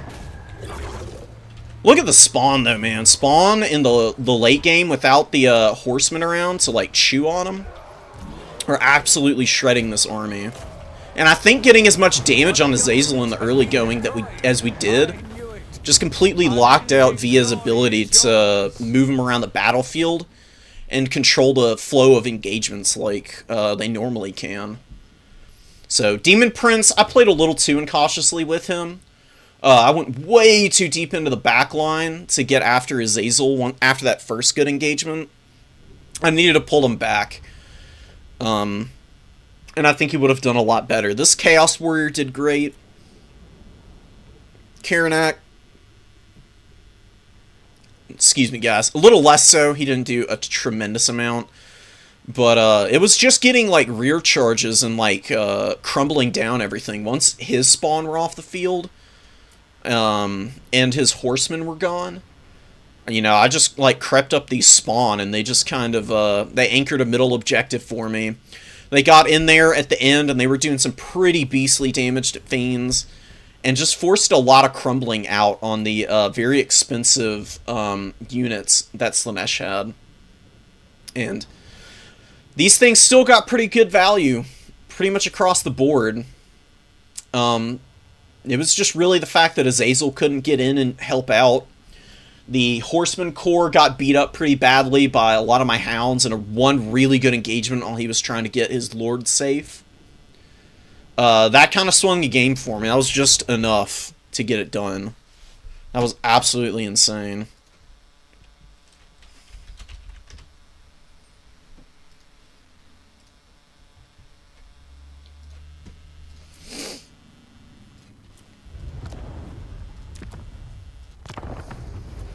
Oh, I need to... Give me one sec, guys. I'm gonna flip y'all away for a minute. I've got to save this for the hive mind before I forget about it.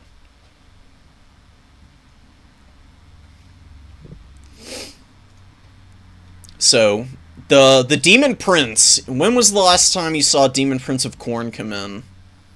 The answer is never. You never bring him, pretty much. He's kind of dog shit. But in that one specific matchup against that one specific Lord, he can actually do work. What the hell is going on with my computer right now? Oh my god. Hello?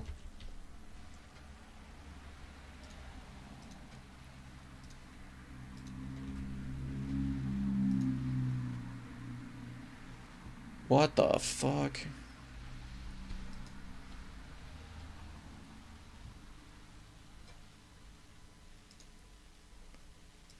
I have some truly heinous insanity going on with my computer right now, so I think I actually need to restart, actually, I think.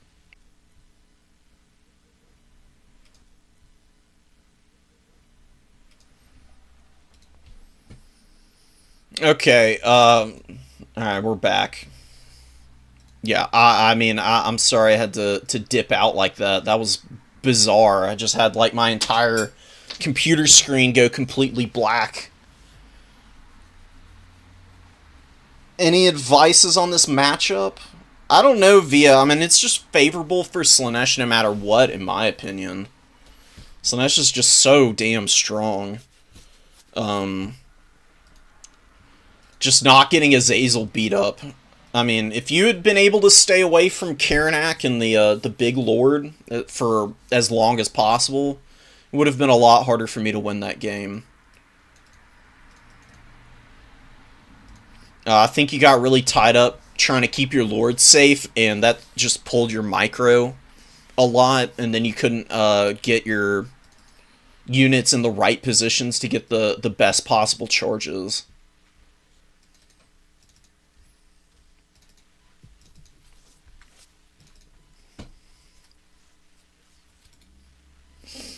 Okay, we'll rename this.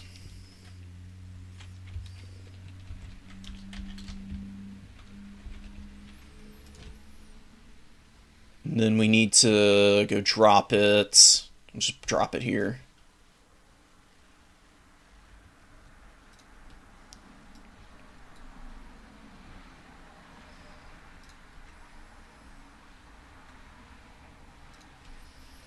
Dust, I'm putting it in the Turin Champs chat. Just for you.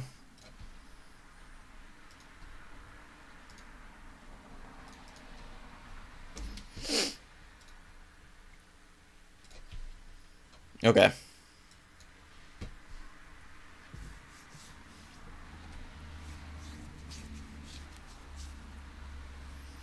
Yeah, listen to Dustman Via. He's telling you exactly right. Like, having the reserves, having the poke and skirmish. You're gonna win the poke and skirmish trade all day. Like, the only thing Khorne has to answer the Marauder Horsemen is Skull Cannons. And Skull Cannons can get a little pricey, and they're also pretty vulnerable in that matchup. Like, they just get hard countered by Fiends. They can get poked down pretty badly. There's a lot of stuff that make it really hard to win that matchup. And then your Horsemen are really good against the Khorne spawn, obviously. And I just bring the Khorne spawn because I don't trust Minotaurs in the Slaanesh matchup. Like, there's no point in them having armor because the Slaanesh army just has oodles of the armor piercing. And then their leadership gets broken and they just run off the field. They don't get any value.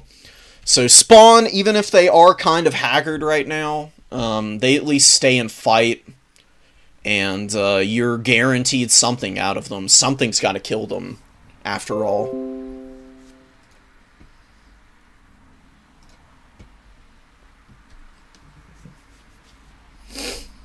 Alright, so we're waiting for Boss Toss, Scrambled Egg, and Icos games to finish. Boss Toss and Stingers are going up against it. Scrambled Egg and Martin are going up against one another, and Icos and Revan is the last match. But I think what Icos was saying is that Revan has not showed up, so I might need to drop them.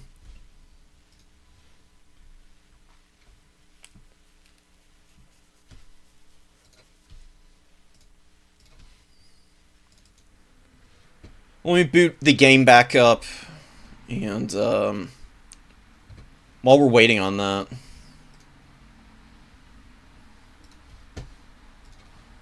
let me restart this. Here we go.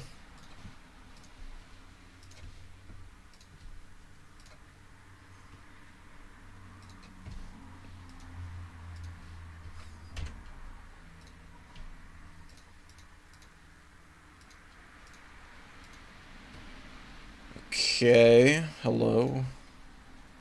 There we go.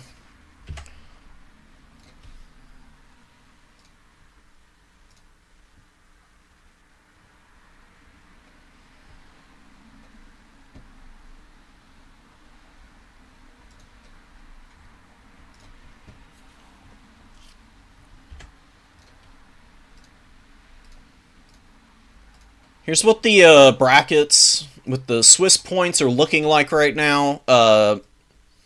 Me and Stingers are up here at the top right now. Stingers did actually beat Boss Toss. Wow.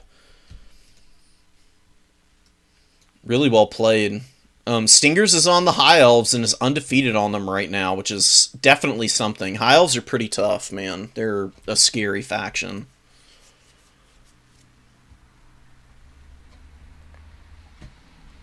They've never been bad. They're just very, like, specialized, in my opinion. Like, the people who are going to do well with them are people who play them a lot. They're a little bit like Khorne in that regard.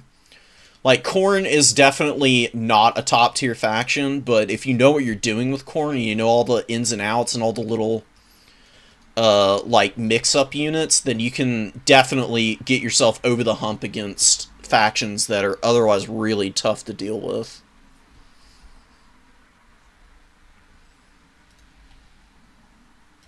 What are they struggling against right now? Lizardmen makes sense. Nurgle makes sense. Nurgle just has so much freaking healing, dude. Chaos Demons, I'm a little surprised by. But I guess, I mean, for the same reason they struggle against Khorne, it might just come down to Skull Cannons. Skull Cannons have always been good against High Elves. And now that they're as good as they are, they're even better. They just feast in that matchup. You can run over elite infantry. You can kite out the lords. You can bait lords into trying to land on top of them and punish them really hard with minotaurs and stuff. There's a lot of good stuff you can do with them. And then you can just shoot down all the ranged units that the High Elves have. Skull Cannons are excellent at countering firing lines now.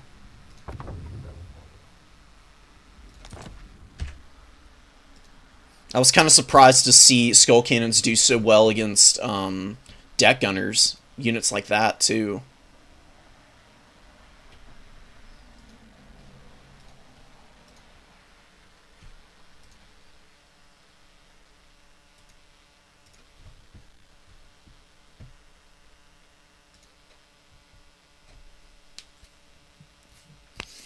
Alright, I think we're finally, like, back on target after whatever weird little crash just happened. Just Swarm Stingers, trust. Yeah, I mean, kind of what happened last time Stingers and I played was, I just shot him to death with the damn Skull Cannons. I definitely had some fumbles in that game and could have made it easier on myself, but I think I've got the goods to go. Demons are OP, I agree. Lizardmen. How did Lizardmen get top 5? They got a bunch of buffs to a lot of their units. They're just better now for Brosi. Carnosaurs are low-key scary now, because I think they got collision attacks, and they got a few other, like, choice buffs that made them a little better. That's helped them a lot. And lizards have never been bad. People just didn't play them a lot last patch. Alright, so we're gonna drop Revan. Revan never showed up, and I think that's the only game that we're waiting on now. Yeah.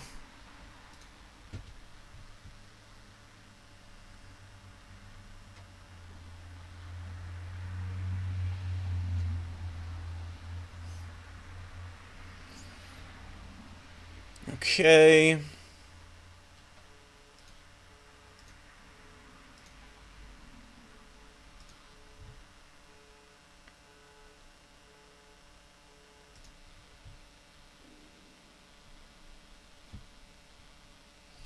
Give me a sec while I do this admin stuff. Hopefully the back end of the website doesn't give me any grief. I've definitely had that happen before.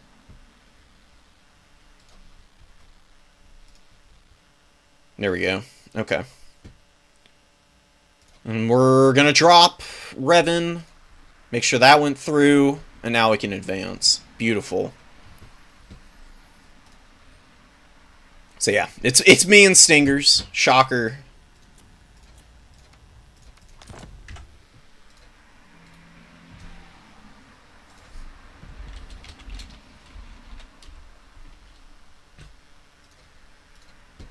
And who got...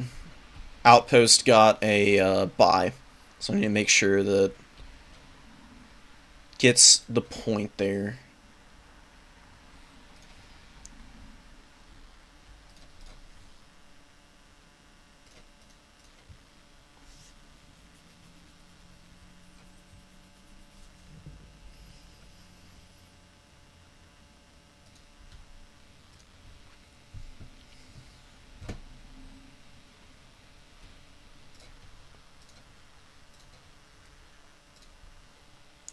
Alright, I need to also double check and make sure that nobody's getting anything double counted here.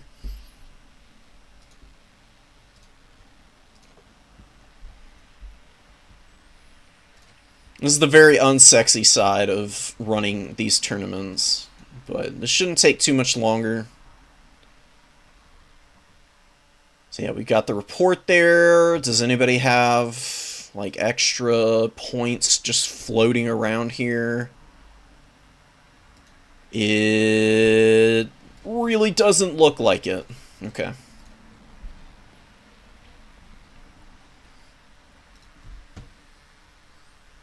And now we'll go message Stingers.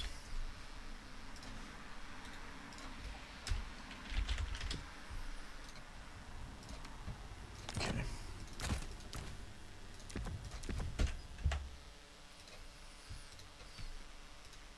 Now I can swap away for a moment. And I'm gonna give y'all the stats as they stand now.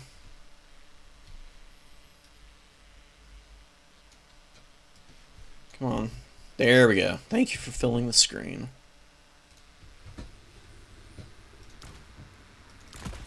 So, I mean, high elves are not, like, easy. That's for sure. It is favorable for Khorne, but it's also one where you can definitely have some problems if you're not playing on point, taking care of your units. And, you know, you kind of need to alley-oop for yourself. You don't get any freebies against the high elves, that's for sure.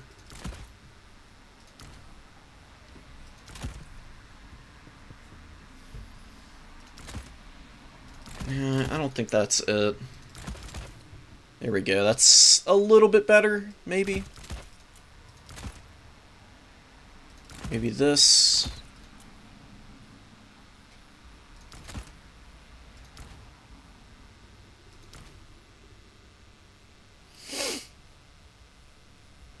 Do I need more swarm or do I need more stuff?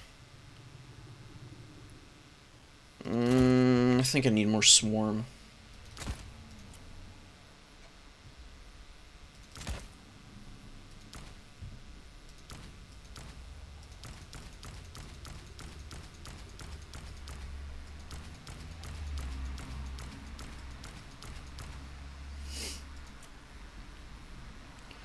Alright, there's definitely going to be stuff I'm going to have to watch out for this match. Imrik being number one. Imrik is just a gigantic dick. He is so hard to kill. He's really tough to deal with. I don't super want to have to face him. If I do, though, so be it. We'll figure out a way to get rid of that giant turd.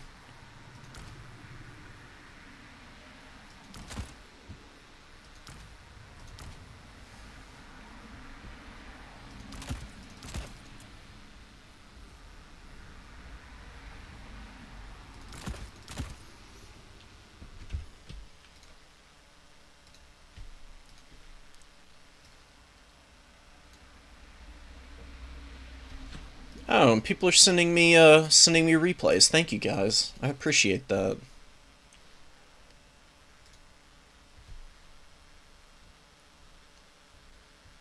I will definitely check them out. Hopefully hopefully they are not messed up. I really wish that I could cast everything people sent me, but sometimes you get replays from people and they're just absolutely borked for whatever reason. It's very annoying.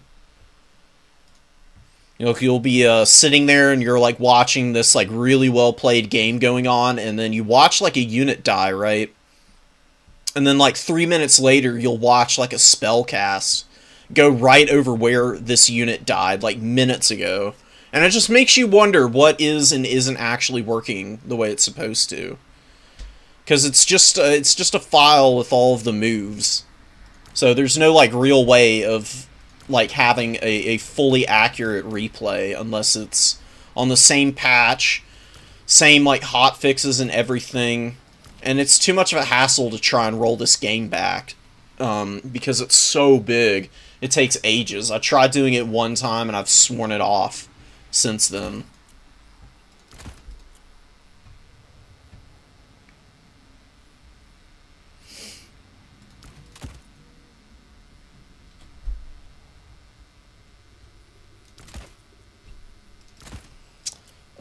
Maybe these guys are a bad idea.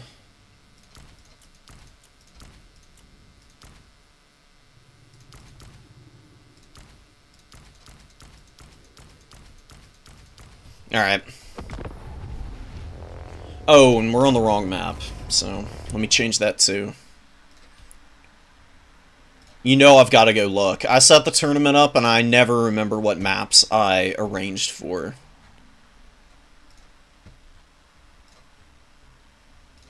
Usually I just go in and pick whatever looks nice for me. Oh my god.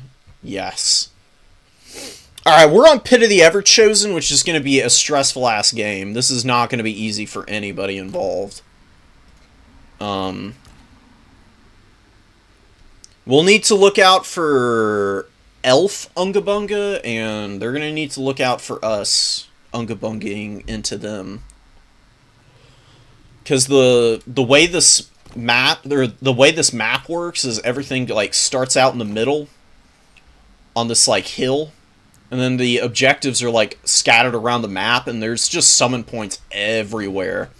It is so fucking wild. It's crazy. It's usually a pretty messy time. But this should favor us, honestly. Korn really likes to be able to get into the back lines, obviously, so being able to do it easy peasy like that is going to be really fun.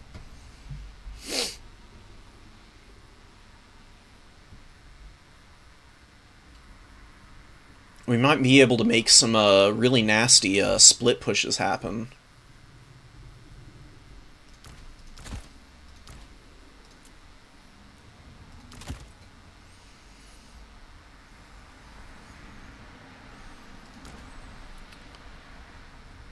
Is this a waste of gold? Nah, I don't think so. I think it'll be nice to have.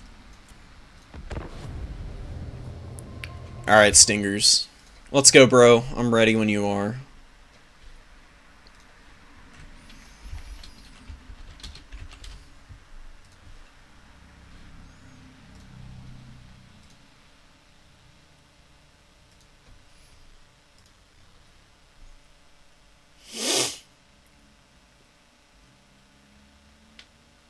Sorry, Outpost. Sometimes it's the way of the world.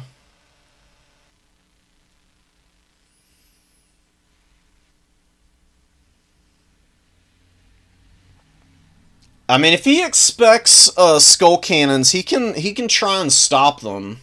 I'm prepared for it.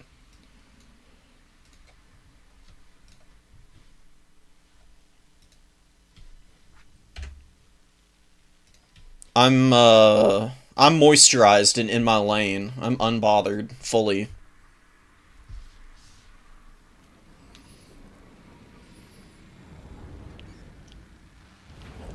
Like, I mean, the thing about skull cannons is they're good against cavalry, they're good against shooting, they're good against elite infantry, they're good against everything, basically.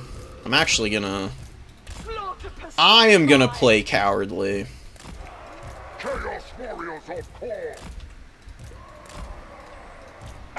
We've got really small armies on both sides, so it's gonna be fascinating to watch play out.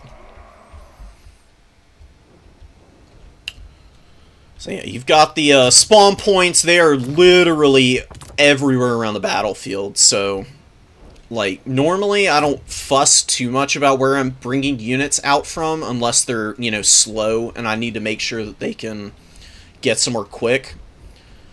Corn usually has pretty good mobility on its units, so oftentimes I'll just pick a spawn, not change for most of the game.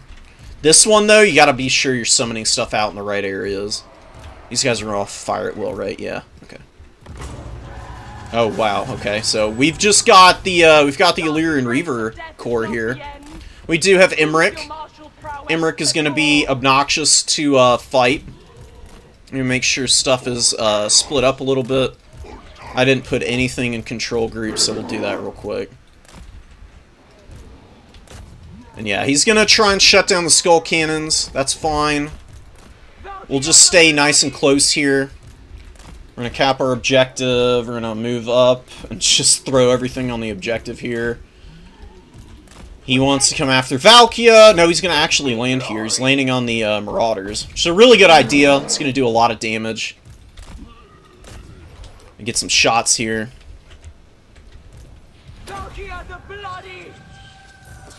We're going to force him back up into the air. He can't afford to stay here. Valkia is just going to get chip damage on him while he's on the ground. We might get charged a little bit here. We've got War Lions coming in, which is cool. I've got more Marauders that can come. We'll not just take this fight here. See if we can get the point-blank shotgun blasts. That's pretty good damage. That's nice damage, too. Let's post up there. We've got like a huge blob going, which we really don't want.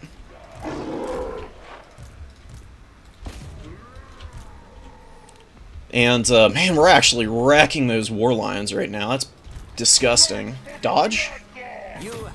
Not really. I took a decent amount of damage there, but not the worst. There's the regrowths. Oh, actually, we've got Dwellers Below coming out. Wow, that's a pretty good one. That's definitely doing quite a bit of damage.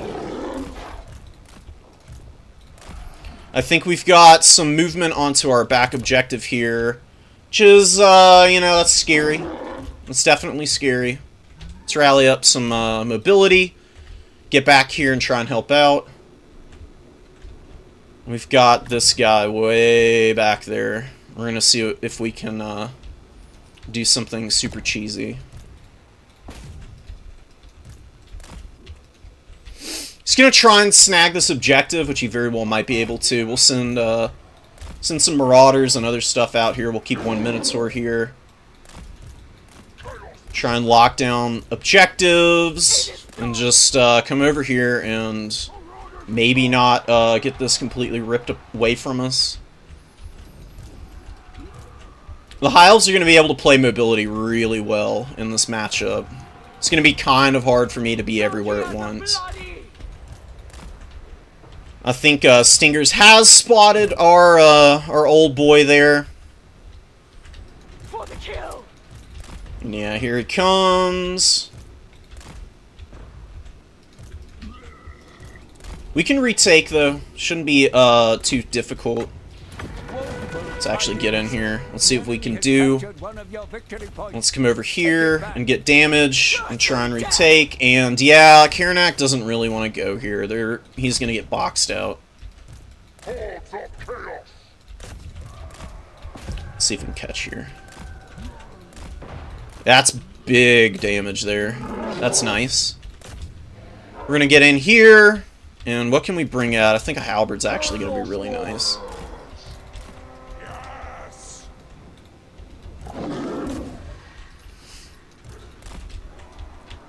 Alright, wants to come into the open field. We're going to shoot these spearmen.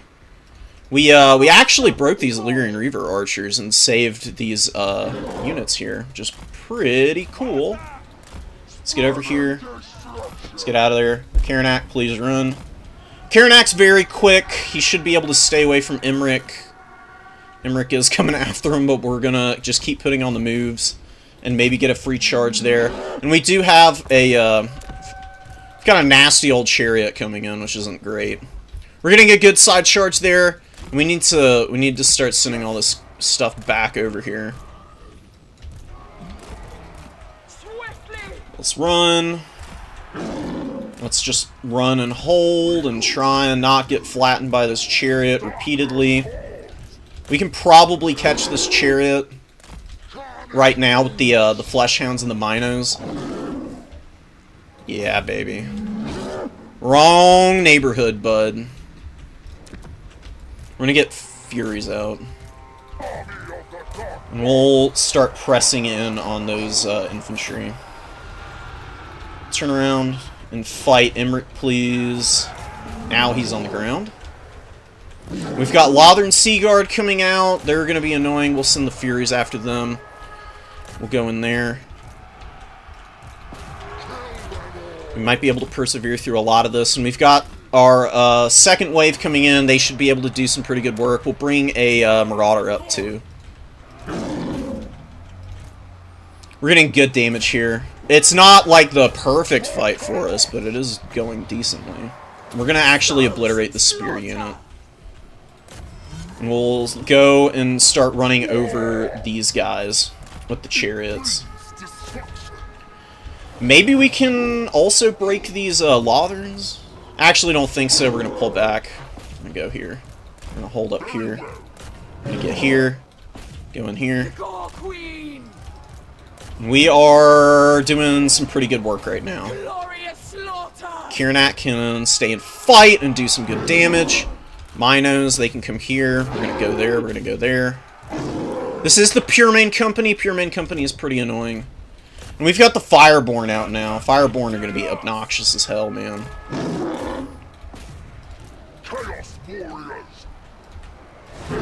But we're getting good action for the most part. Valkia needs to pop Demon Shield and run away now. We're breaking all of the infantry currently, which is hilarious and amazing. We love to see it. Valkia needs to just run for her fucking life. We've lost one Mino. The other Mino needs to maneuver over now. Because we gotta drag down the Fireborn. We should be able to, though. They are probably going to be pretty tough to keep alive for like an extremely prolonged period of time. They're going to have a difficult opportunity to get a lot of work done. Because we've got a pretty nasty little shit show developing here. Valkia still needs to push through and not die here. Let's send the Minos to help her. And we'll try and use Kiranak and these Flesh Hounds to punish. Look at the Skull Cannons, man. Go, go, go. Go power, man. Full bore. Let me get over here again. This objective is still kind of capped up by the High Elves. And we've got Old Boy there in a really bad spot. We are losing a little bit of our mobility to the Fireborn, who are escaping right now and doing some pretty nasty damage. Let's see if the Skull Cannons can do work here. And now we're actually, we're getting collapsed on a little bit. This is not great for us. Some of our infantry are struggling a bit. We've got more Illyrian Reavers coming out. Need to get away here. Valkia can finish these guys off. Skull Cannons are doing awesome work. I need them to continue doing awesome work. And the Minos are going to take a big charge from the Fireborn here. They might be able to persevere through this, though. They might not be completely lost to us.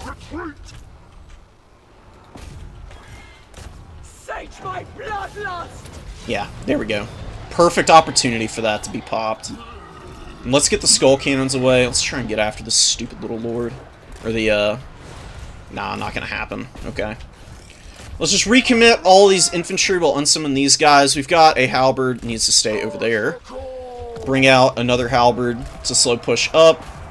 Skull Cannons. Let's get them off that, and we'll fire in on those guys there. That should do some good damage. This is just an absolute shit show right now, man.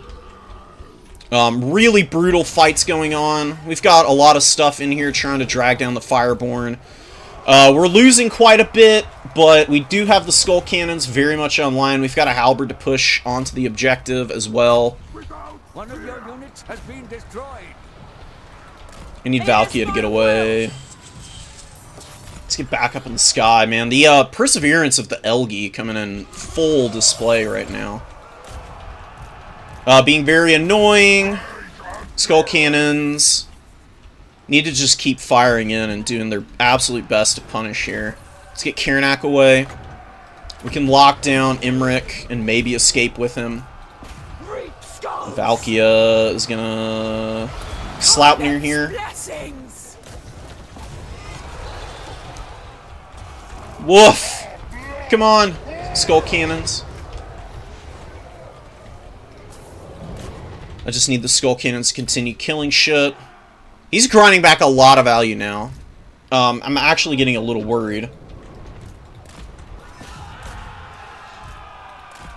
But now that halberds are here, we might be alright. Valkia, please run, please run, please run. Karanak died, which sucks. That's really bad for me. Valkia needs to continue trying to run. I'm begging you, girl, please escape here.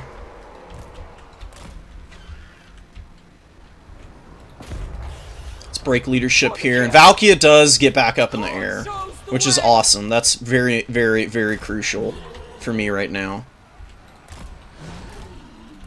Skull cannons need to run. Let's push here. Infantry? Yeah, I think we need infantry. Halberds are grinding away. We've got the War Lions of Trace here being very obnoxious. Back up onto the objective. And that Life Mage back there is like 1 damn HP left. Let's push back through here. That's a decent breath attack, but my guys are mostly out of the worst of it.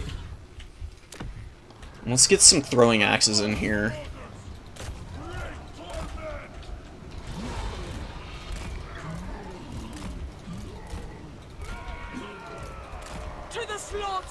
Valkia, can she get the moves on?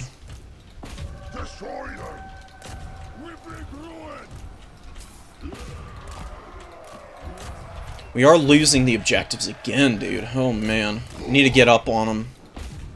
For real. Not just, like, kind of get on them. We need to, like, be on them and be on them yesterday.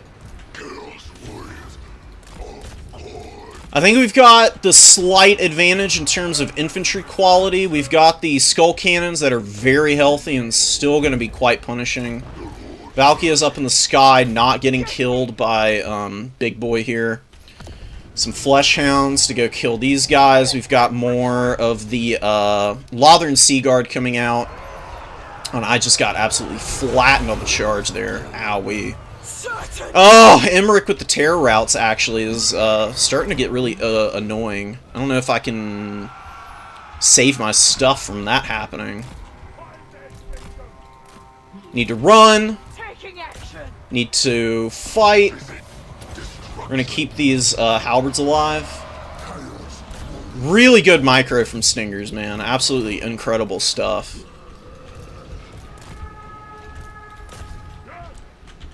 Come on, just let's peel the weaker one away.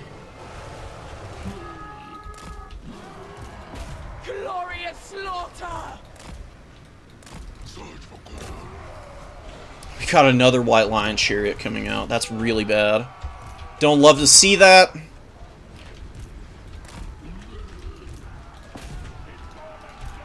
It's gonna be hell to try and drag that down.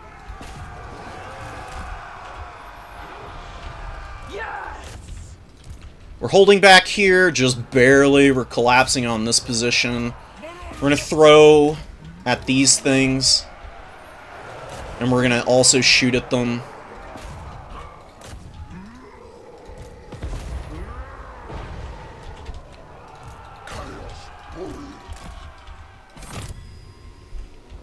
Fleshhound. Or, I think a Marauder. And then a Fleshhound after that. Okay, that's a big break for me, breaking those Lothern Sea Guard like that. Valkia is still doing alright. We're going to charge in with the Skull Cannon. We're going to keep trying to punish these guys. We're going to charge down here. We're going to get on there. Come on, catch him. Yeah, okay. That's like, alright. Objectively okay.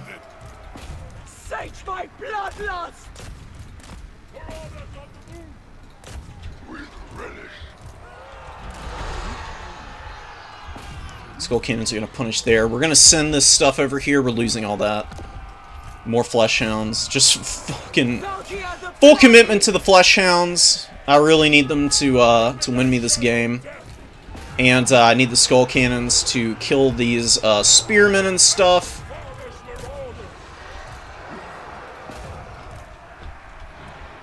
We're barely hanging on by our teeth to this objective right now. These Chaos Warriors are doing good work. Let's get after Emmerich again. See what we can do. Flesh Hounds are fighting here. Doing good work. Another Flesh Hound, I think. We're slow pushing our halberd across the entire battlefield right now. And look at this, dude. The terror routes from Emmerich are just ruining my day right now. Let's get in there. Another Flesh Hound. Push. Marauder. Push. Everything go. I really actually needed to summon something back here. I think I might actually die because... does he win on one objective? It's so close, he might. I mean, I don't even know what to say about this battle, dude. This is just a chaotic shit show. We're gonna go hell for leather for that back objective, because I think I've made a mistake here.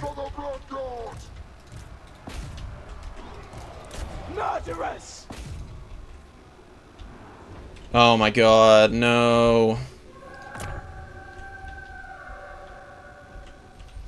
Oh, and here he comes to cap my back objective with a spear.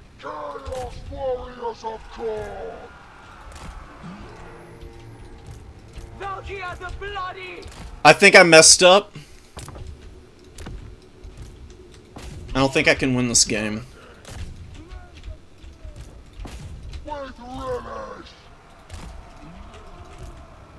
So I'll give it out there. We're just going to hold here with all the infantry if we can. Get these guys here. Oh my god. Just going to buffer out. Protect the hell out of this objective.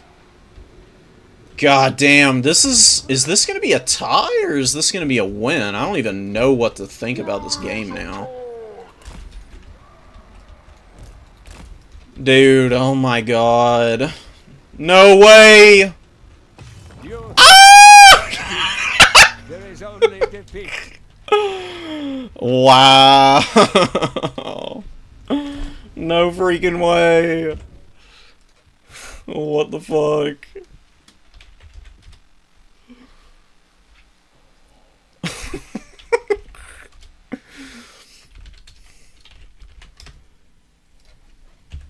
Dude.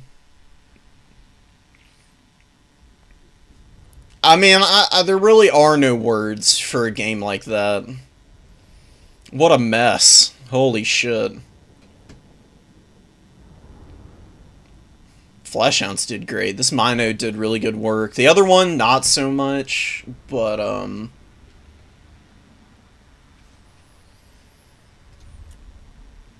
I mean, okay, sure. Fireborn, man. 2,700 value. The Lion Chariot did pretty well the first time, but kind of got dragged down there the second go-around. God.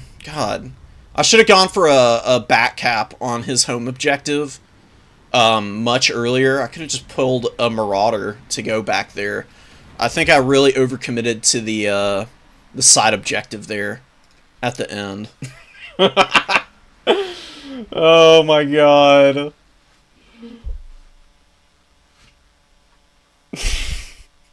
Yeah, I don't know what to say, guys. That was the best game of all time.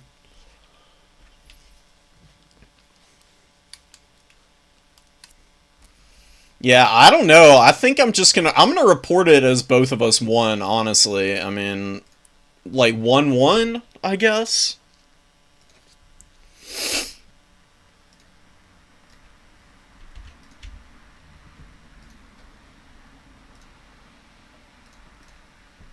Oh, now it's giving me some weirdness.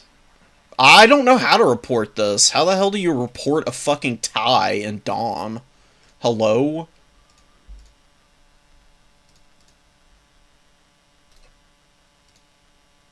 Do it like this, maybe? I think this is going to give us each 2 wins for some reason. I don't know what the hell's happening. I think it's going to give each of us a win and a loss. Which I think is... I guess that's appropriate, considering what we just watched happen.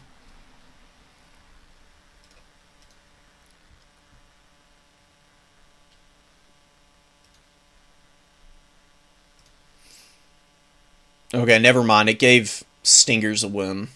And I didn't get one. So, I'm not sure how to report it.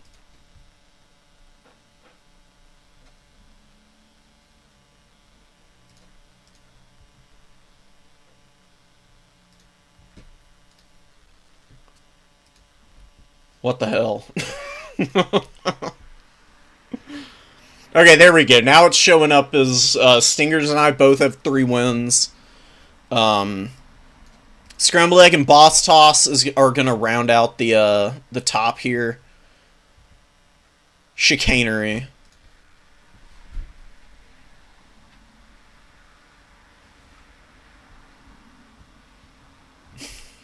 Please make a separate video for it. I might. Honestly, I probably will just send it to Turin and just have him cast it, because, I mean, when was the last time there was a tie in a match? I can't even think. Adelmo called him. What the look, check in, here, I'm pinning it. Check the pinned message. Adelmo is a freaking, soothsayer.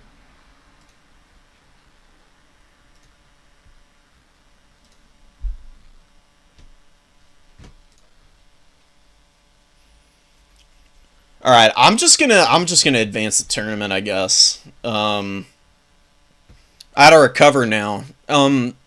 Stingers are you dropping for real?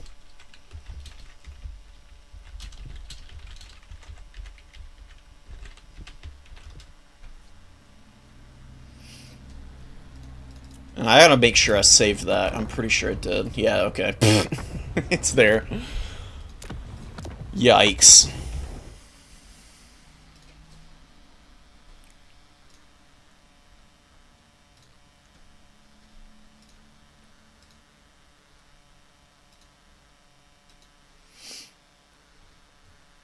So who is coming into the top 4 now that Stingers is dropping? Looks like Solo Spaghetto, actually. Okay. Damn.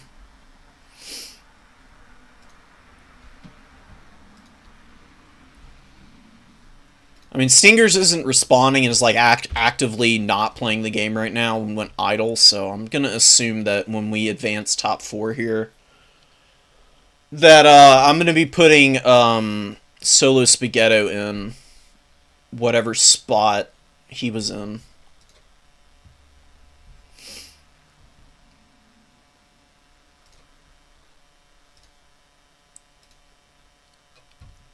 So it's me and Boss Toss.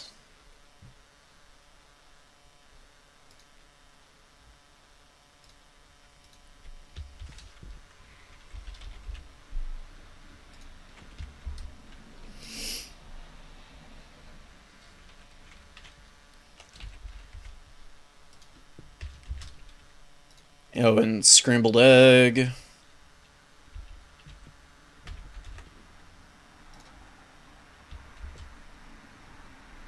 Oh, and then it's me. It's me, your boy.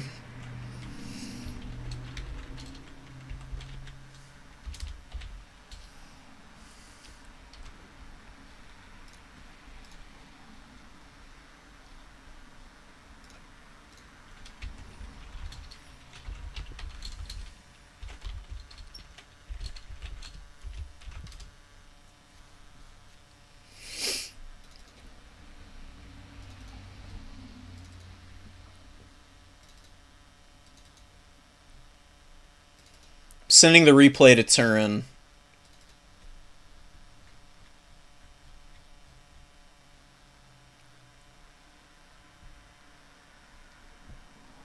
Where the hell is it? Hello? There it is.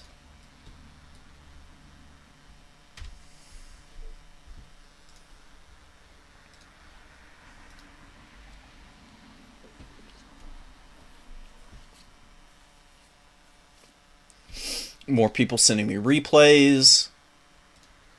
Cool. And Boss Toss is here.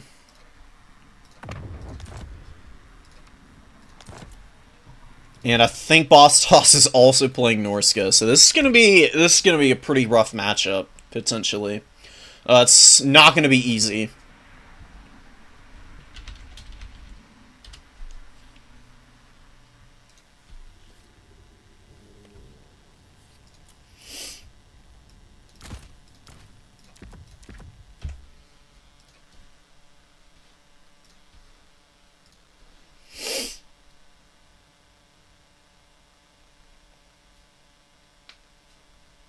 Yeah, seriously, what do y'all think the over-under on a tie occurring is in Dom between two players?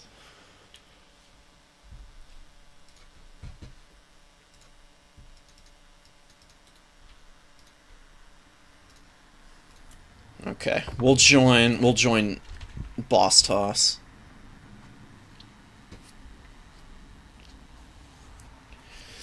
And, yeah, we're on Graveyard of Altdorf, which is a goofy little map for sure.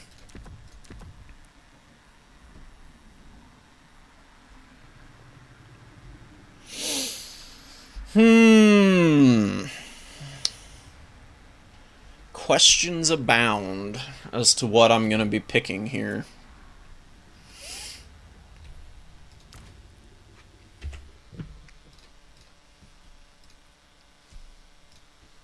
Kick y'all away for a minute.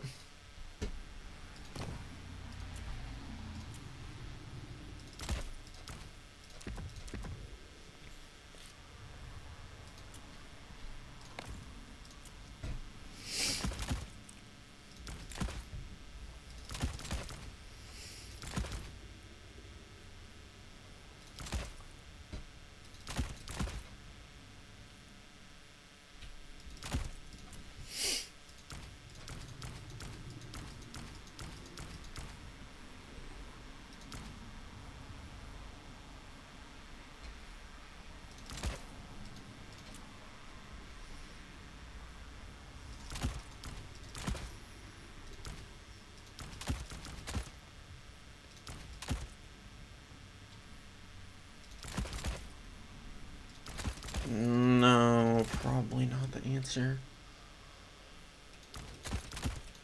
So Norska is tricky. There's some pretty strong units on their roster that can do some pretty nasty shit to you if you're not ready for it.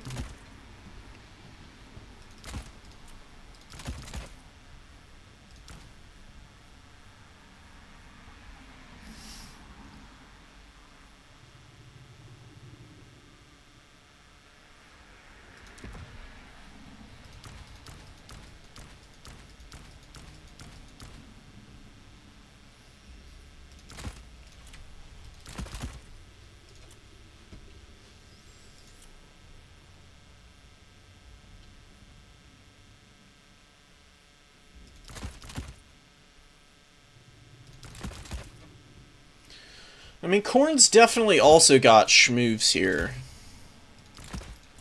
So, really, I don't want to discount the odds of me winning, for sure. I just don't think it's going to be simple. That's all.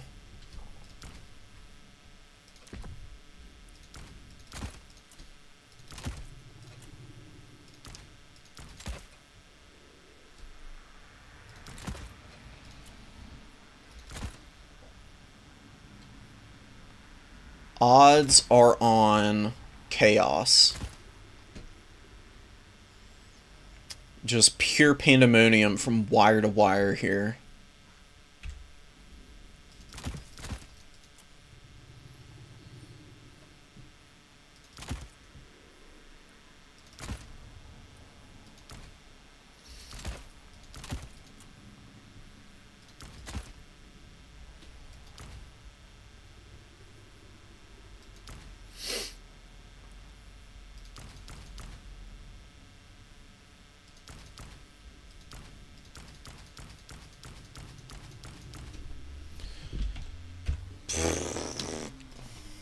Okay.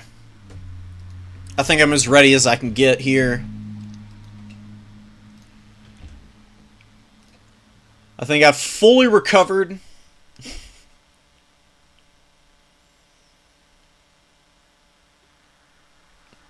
And we'll get it rolling.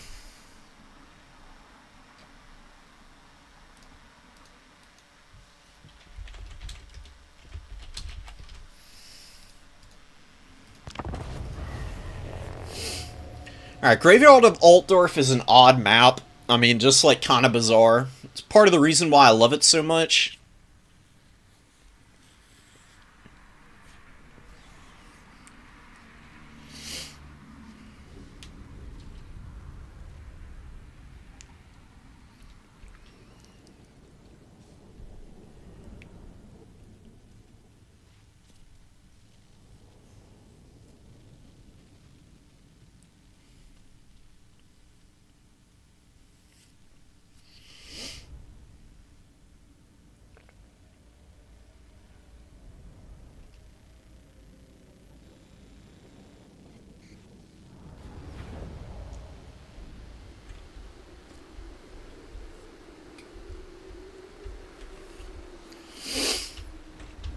Exalted bloodthirster. Warriors of Khorne. Marauders of Khorne. Just a nice, decently wide line of infantry here. And I'm not, like, fully... I don't know exactly where I'm going to be sending my stuff. Do you think that, I think we should do this? Hordes of chaos.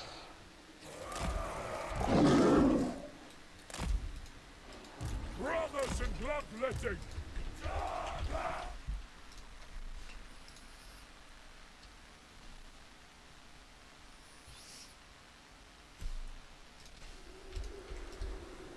Wrath manifest.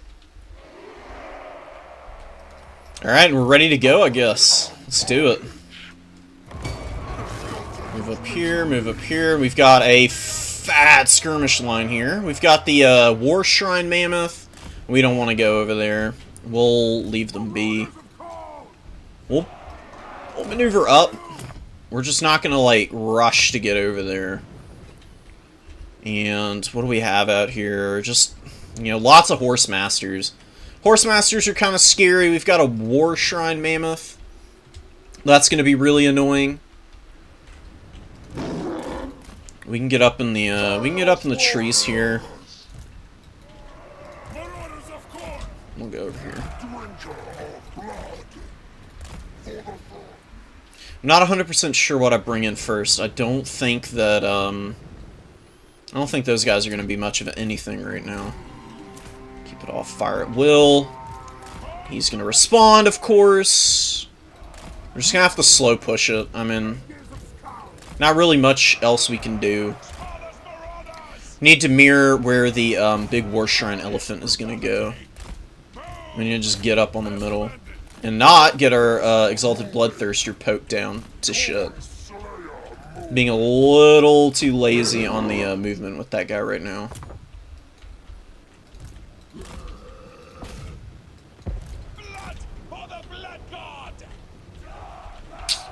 Bit of a miss with our shot. And, yeah, we're just going to persevere through it. We're going to hold. Push up. Get a shot there. We're taking a bunch of damage on the nose out there, which we kind of have to.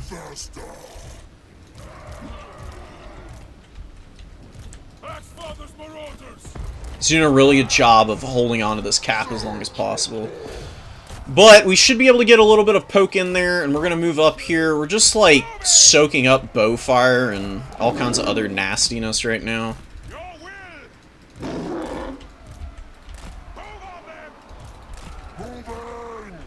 Come on, Skull Cannon, like, actually hit a shot, please. I'm begging you. That was actually a pretty good hit. Let's get in there. Actually, we'll pull back. Get away from whatever this is. Searing Doom. Did a little bit. Not the worst thing in the world. I'm gonna move up here.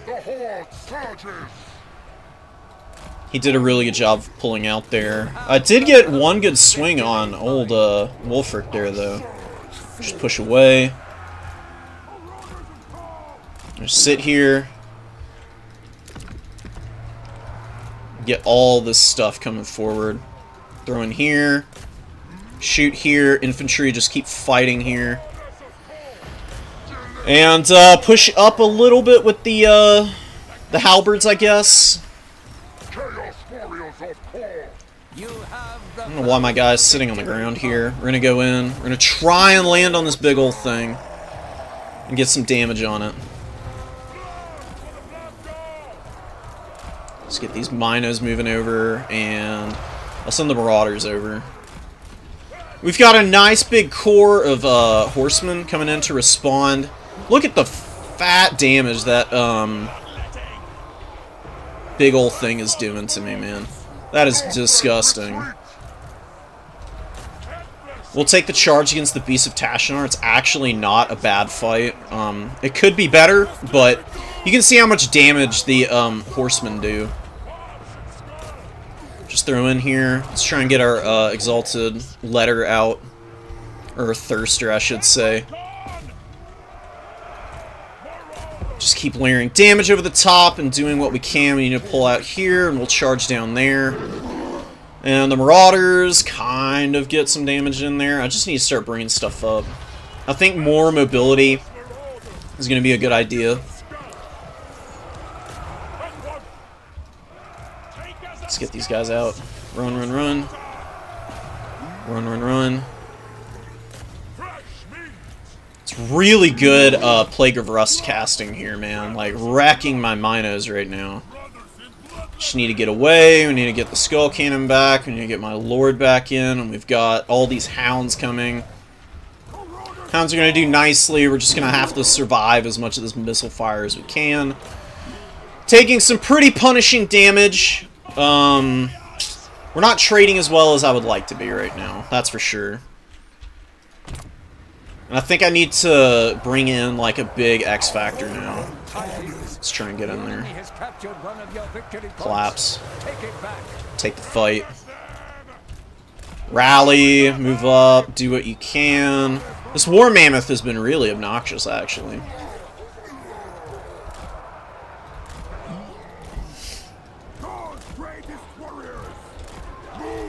We're getting pulled out of position a little bit. Boss Toss is definitely outplaying me a little bit right now. He's just collapsing in with superior mobility, and I don't quite have the tools and the answers for it all.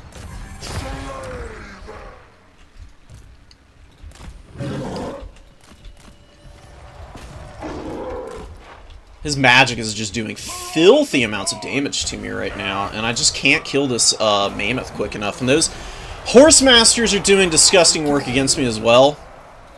And my Exalted Bloodthirster is just getting stuck on all the big stuff. Yeah, there we go. That's probably it. That's I think that's a GG. My line just really didn't hold up to his. The War Mammoth just like ran over all my infantry and was just smacking them around, terror routing them, not giving me like any breath to have. And the Exalted Bloodthirster just isn't able to make it happen here. Just not a good enough unit to make it work. Look at that. Full breaks all over the field here. Beautiful, beautiful play.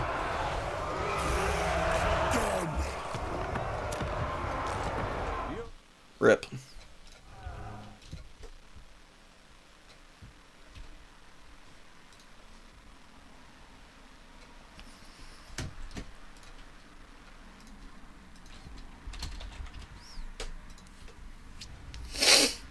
Well, that's really unfortunate. Look at the halberds didn't do anything. Marauders, they got folded up really badly. Minotaurs got folded up. The throwing axes did alright. Definitely needed them to do more. I needed to somehow keep my formation a little bit tighter so that it didn't get just flattened that badly, man. That was brutal, brutal damage.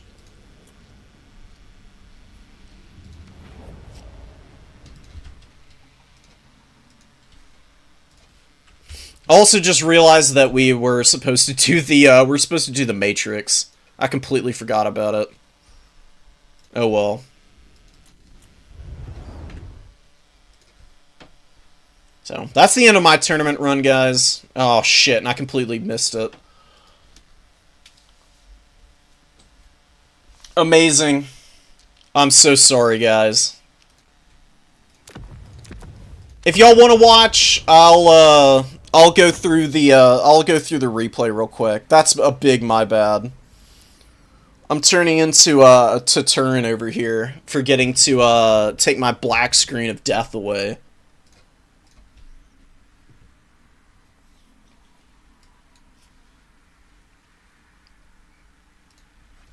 All right, I'm gonna break down what my mistakes were as well. Boss Toss kind of put the beat down on me here. I really wasn't able to get very good engagements. I was a little too slow on everything, and he just was swarming all over me, man. So I've got the double horseman here. I've got, you know, some halberds, some chaos warriors, lots of marauders, very heavy infantry focus. Just to kick it off, which probably isn't the smartest way to go about it. Norska has a lot of mobility options, and you don't want to be at a mobility deficit against these guys. So, number one mistake was on build, I think. Exalted Bloodthirster, I think, can work here, but I'm not gonna play well with him at all. So, Wolfric, Shaman, Sorcerer of Metal, War Shrine Mammoth here, man. War Shrine Mammoth, kind of a cool unit. Gives the leadership to start with, and then gives Phys Res and Vigor Reduction as it just mulches through stuff. And it's a great combatant. I mean, it doesn't have the best melee attack. It's got a good charge bonus, though. Really high weapon damage, and it's got a great bonus versus infantry. So, definitely a very good tool for getting through all of the Khorne Elite units. Which, I do have, like, a decent number of expensive options, but even getting through the Marauders is really good. Because the infantry is what I'm relying on to box out the Horse Masters here. And you can see he's coming in here, he's poking. He gets some pretty good volleys off on the Exalted Bloodthirster while I'm moving the Horsemen around. Getting Minos in place, moving up the Warriors and the Marauders on this side. And he's got all three objectives to start off, and look how many tickets he gets right off the bat. Skull Cannon coming in here, it immediately whiffs a shot, kills one model, going over their heads, which is pretty funny. Gonna be pushing it up pretty aggressively. It can get in there for sure. Horsemasters don't have amazing AP on their missiles. It's not bad, so I do need to be a little bit careful, but I get a nice shot there, get some pretty good chip on the Horseman blob. I've got my Marauders of Khorne in here. They're very tight on the objective. I'm just barely flipping it. You can see Boss Toss is just positioning the Hounds and the Marauder Horsemen very aggressively onto the point to hold it as long as possible. Out here, Horsemasters, I can't really go in with my Horsemen. They don't poke nearly as well as the Horsemasters do. Those Javelins are a much better tool for getting in there. And he immediately gets a really nice jump on my unit of Marauders out here. Iceworm Marauders fighting mine. You know, a little bit of a more favorable fight for Boss. Nice Searing Doom comes in. It gets some good poke on my Marauders, man. You can use offensive magic against Khorne. Searing Doom being one of the best options. Minotaurs are a little out of place back here. I kind of needed the mass to come in and help me out here. Got a ton of supplies in the bank, and so does Boss Toss. Exalted Bloodthirster gets in. It gets a good swing on Wolfric for sure. Gets almost 1,000 HP off of him. But now the Mammoth is in here. Mammoth is getting pretty frisky in my front line. Running over this Marauder. Really good Plague of Rust, upgraded version of it. And the Marauder Horsemaster is just going to focus fire onto these guys. And a beautiful Sea Fang coming in here. Doesn't get the most damage in the world, but really working down my very expensive units.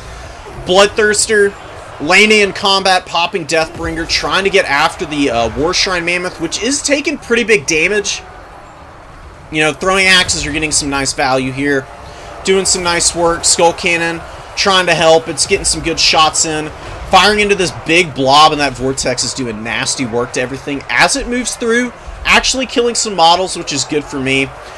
And I do take a charge from the Beast of Tashnar, but I just collapse with the throwing axes. And they just absolutely wreck the Beast of Tashnar, man. Your guys have the bonus versus infantry, so they're very good against this kind of targets. They got some really good damage there, and I'm just overlapping as much fire from the throwing axes as I can in here. Minotaurs, this is a big mistake here from me. Don't go after the mobile horseman. Boss Toss is too good to be making a mistake like this. He's just gonna counterfire these things to death. He brings in the Skin Wolves that countercharge them too, and they're gonna lock him down. And then a Plague of Rust comes in, and there's no escaping this combat. So I'm just gonna commit these guys to this fight. I don't have any army abilities to help them out either, which is really unfortunate. I do get a decent little break on these Armored Skin Wolves here. Throwing axes and my horsemen doing a good job of charging all that down. But I've lost a lot of infantry. Like, all of my infantry are seriously depleted. They've been pushed back. I've got rallying halberds out here on this flank. But not having any buffering to help against this War Shrine is pretty devastating. I mean, it doesn't have a lot of value. But its terror routes and the fact that it's been causing my infantry to have leadership problems, while all of his stuff is starting to get pretty massively buffed up, is really nice for him. I send in the Flesh Hounds to get in on the Marauder Horsemasters, but really good micro yet again. I'm just going to pull away there, not giving me a great opportunity to get damage. He's going to countercharge with his Norscan Ice Hounds. He's got Frost Trolls coming in. He's got Skin Wolves collapsing now. And Skull Cannon's really only been the only thing that's gotten me some good value so far. The Horsemen have been okay. Not the best. These guys just get absolutely railed by that Overcast Searing Doom. Look how much damage that did, man. I mean, it took about half the HP off of my throwing axes. My throwing axes are pretty low now, and the Skin Wolves, the Armored Skin Wolves rally. Seafang going over the top, and he's just pulling away from me now. All of my hounds in here, they're a little bit too separated. They don't have any buffering. They're not getting enough help from these Marauders, who do get broken. His Icewind Marauders are on the fritz, and they're running away. But he just charges down all of my very tattered throwing axes here, and he's just going to completely obliterate me at this point. So, this is about where I call it, actually. Because everything's just en route. I don't have any answers for the Mammoth. My Exalted Bloodthirster has just been getting absolutely waxed by these Marauder Horsemasters, man. Great value on these guys. Armored Skin Wolves not doing bad for themselves either, and the other Skin Wolves are doing some work too. Just a brutal loss, man. He just outplayed the hell out of me there. So that's all you were missing. You were just missing me getting obliterated.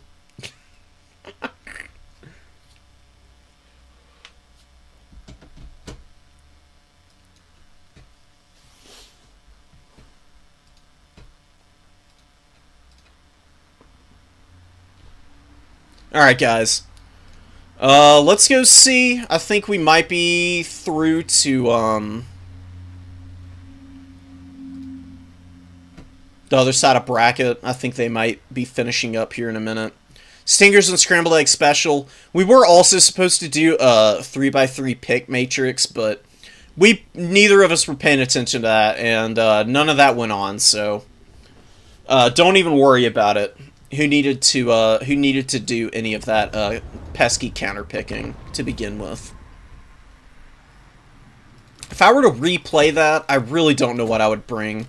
Probably Scarbrand with Rage Embodied to try and rampage stuff in. Because I didn't have any opportunities to pull stuff in. Maybe I go double Skull Cannon. Skull Cannons are just so good at forcing your opponent to engage you. It's really nice. You know, you can counterfire with throwing axes if your opponent's going to be going for that kind of thing. I do think that just a couple Marauders is a good idea, but the issue that comes up in this matchup is that you really don't have nearly as much effective mobile cap weight as the Norskins do. Like, you've got Fleshhounds, and Fleshhounds are good. But the problem is that against Norska, Norska's got Skinwolves. They've got their own Norskin Icehounds. They've got a lot of stuff that can really chase down these guys and just shred them, because they've got low armor. They've only got 30 armor. They don't have the most HP in the world with 6,000. They're not, like, squishy, but they could be a little bit more than what they are.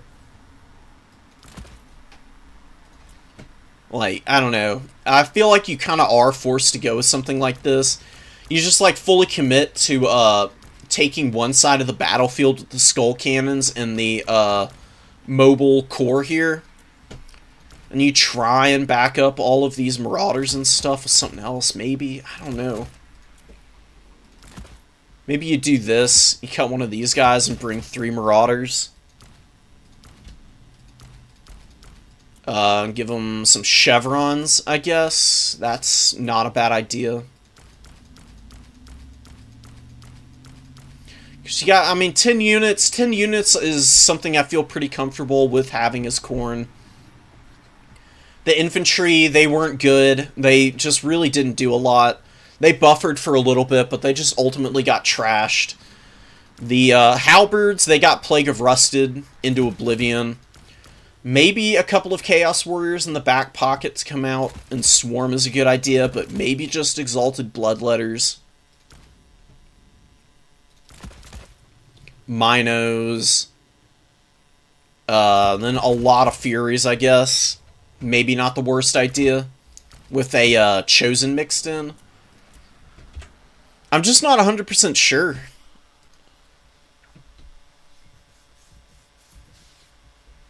How do you counter the Mammoth? I mean, I guess I could have brought a Bloodthirster, but even then, I don't know if that's really going to help, because I've got the Exalted. That's already a big expense. You bring a, you bring the regular Bloodthirster variant. That's another 2,000 gold, and you've got basically nothing left to pay for anything else. Like, you can bring a couple Marauders. I really do like the Skull Cannons. Bring the Horsemen, I guess. They kind of get pricey as well. You don't have, like, nearly enough, man. You know? You'd be going... This is a really small army. And the Bloodthirster and Exalted Bloodthirster could kill the Mammoth together. But you're just going to get wrecked by Skinwolves in mass. They're just going to run you over. So I think just having something like this might be a little bit safer. Maybe an Exalted Bloodletter would be nice to have. They do have fire damage and magical attacks. They do pretty well against Skinwolves in my experience. Certainly not slouches. And I do think that, I think Valkia is just the better way to go. Because once you're, paying a premium for your Lord, especially a Lord that's just a very big target for, missile play, I think it's going to be a little bit too hard to, keep him alive. It's kind of what happened there. Like, I didn't get an opportunity to fight the Mammoth very clean. Because of the Horsemaster fire, and having double Skull Cannon is going to clean that up pretty nicely. Skirmish Cav are a nightmare for Khorne to deal with. It's one of the things I hope the DLC gives, is some units that can answer that kind of pressure. Otherwise, you're going to just struggle endlessly, and it's just never going to end up working out in your favor. Mass Furies might not be a bad idea. Chaos Knights of Khorne in this matchup. Not the worst unit, perhaps. I mean, I think just going full Minos is probably the better idea, and then something like this. You've got the Furies that can, like, fly down and get on top of Skin Wolves and chew on them. And they can help support the Heralds of Khorne's Fury and stuff. With the Skull Cannons, you're winning the skirmish game pretty hard, so you never have to overextend. That was my other big mistake, was trying to push into Boss Toss's lines as much as I was. That was really not the move. I mean, as you can see, he was just like fully on top of his micro, just pulling everything back at the perfect moments and staying away from me.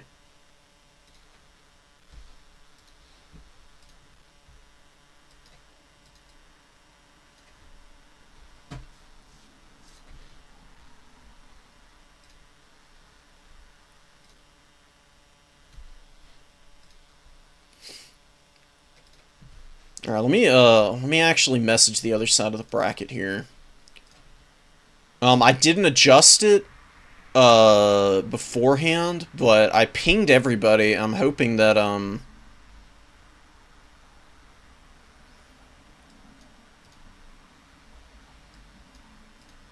okay, there we go.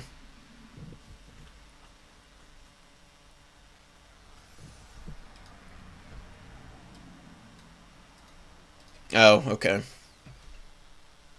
Solo actually beat Scrambled Egg here.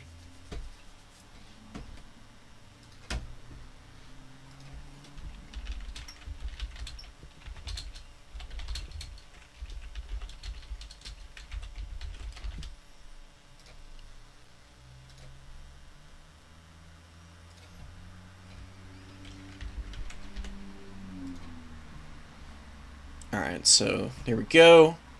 Score reported. Saved. We'll see if Solo's going to get a tournament win here. It's going to be tough sledding against Boss Toss. Boss was in rare form. Or not rare form, but in top form, I should say, last game.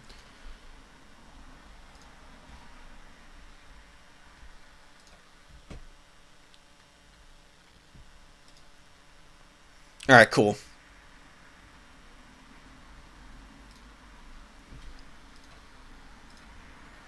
I'm gonna make a lobby real quick and invite them both.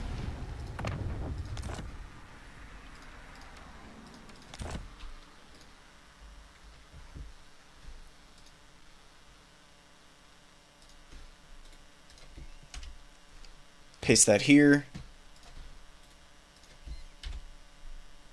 Whoops.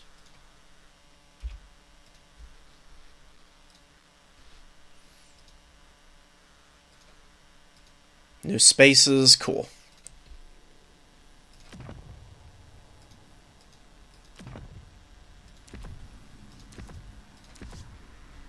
Wait, what the fuck? How do you move yourself down to a spec slot?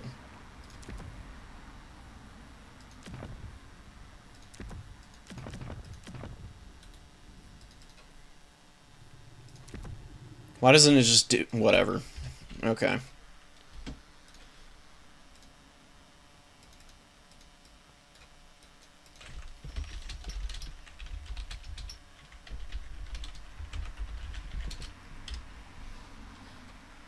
I'm having my own technical difficulties. Why does it not let you just move yourself into the spectator slot when you do your own lobby? Hello? What am I doing wrong? Anti-large Cav Corn have any good? Not really. Skull Crushers are just haggard. They don't get enough done there in that matchup.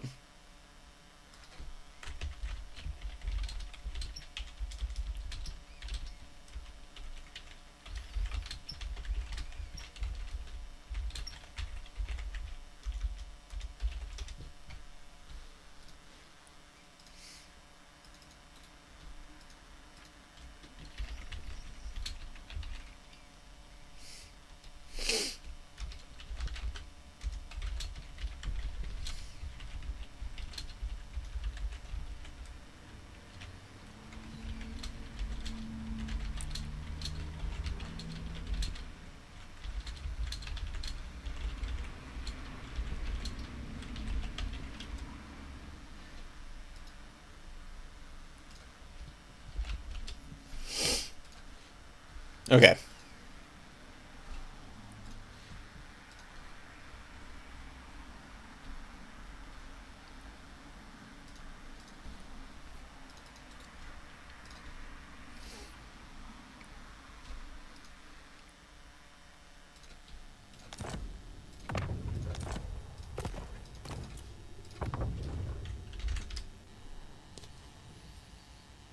Boom. Let me get away from the builds. We'll sit here nice and pretty and get ready.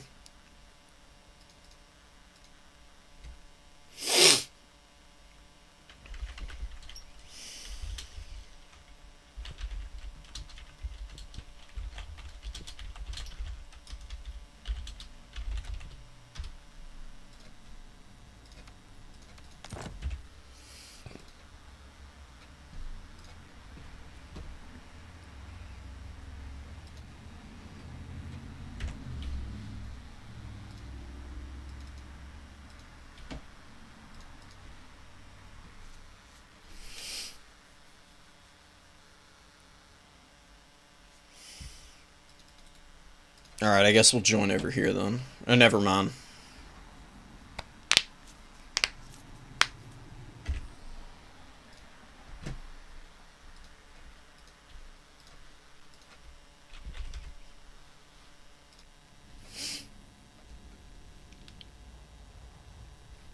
So what's the map again?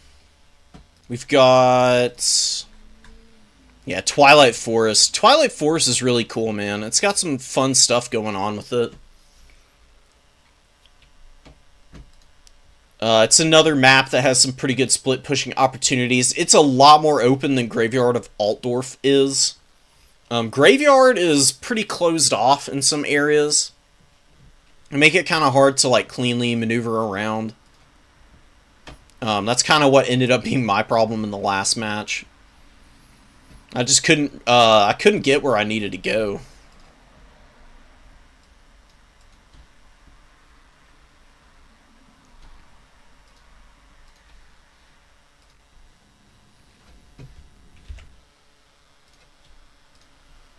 Alright.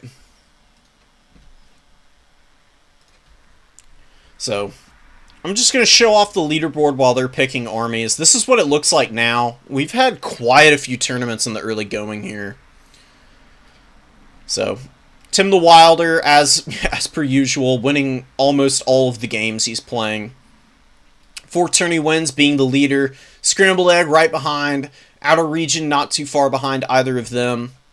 And Boss Toss looking for the second tournament win to get him up over Outer Region, actually, if he ends up taking this. We've got Harrison. Harrison and I played a pretty good finals game the other day via animes here.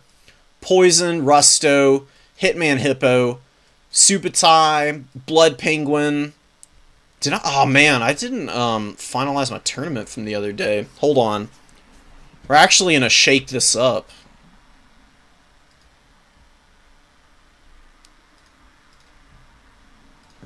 Actually, mine is. Oh, because I was playing in Hitman's. Did he finalize this one? Where's Berserk? Berserk's not on the leaderboard.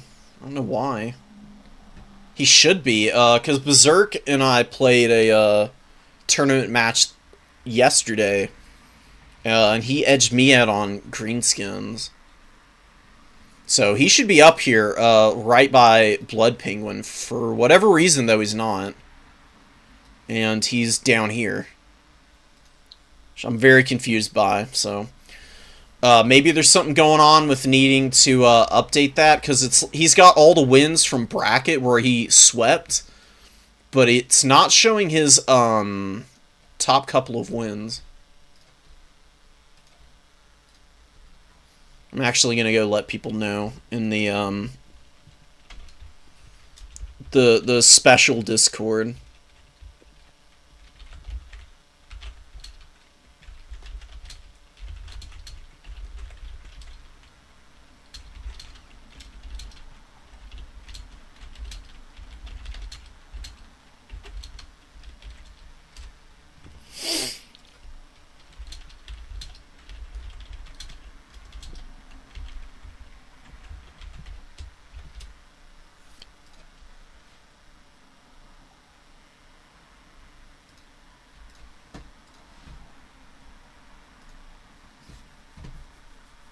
Alright, well, it's a good thing I went and checked the leaderboard.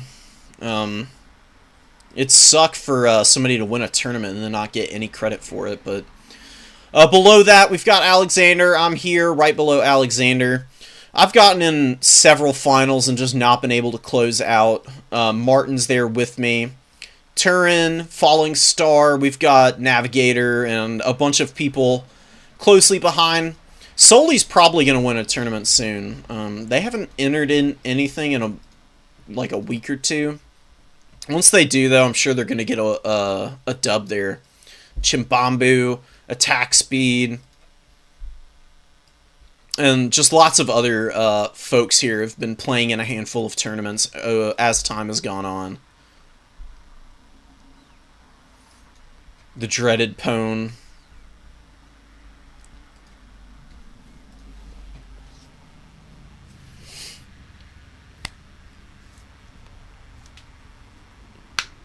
Alright, sweet. We're about ready to go. They're finishing up their builds right now. Boss is fully ready to go. Solo, not quite completely set up. Will be shortly, I'm sure. We've got some wild builds here.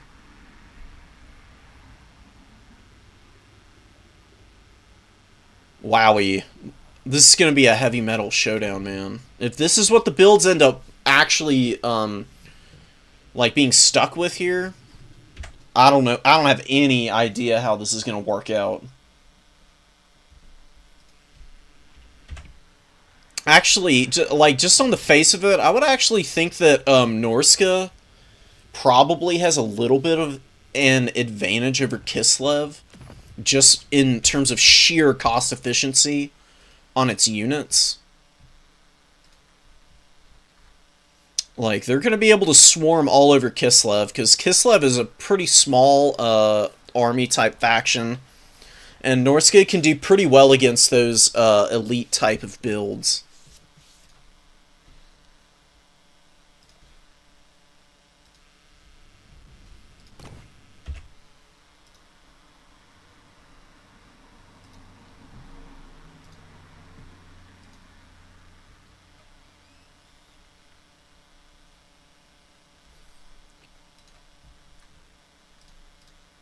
What's going on in Turin's tournament? Got a lot of people playing in it. Scrambled Egg is back down there, back on the grind, ready to go. I thought about joining it, but I've got stuff to do once this stream is over. I'm gonna be going and rewatching this vaguely odd and off-putting ass movie again, but one that I don't think is like a bad film. Just one that I have not figured out for the life of me, and I'm determined to, and that's the movie Civil War, Alex Garland movie that came out last year, I think, or way earlier this year in like February or something.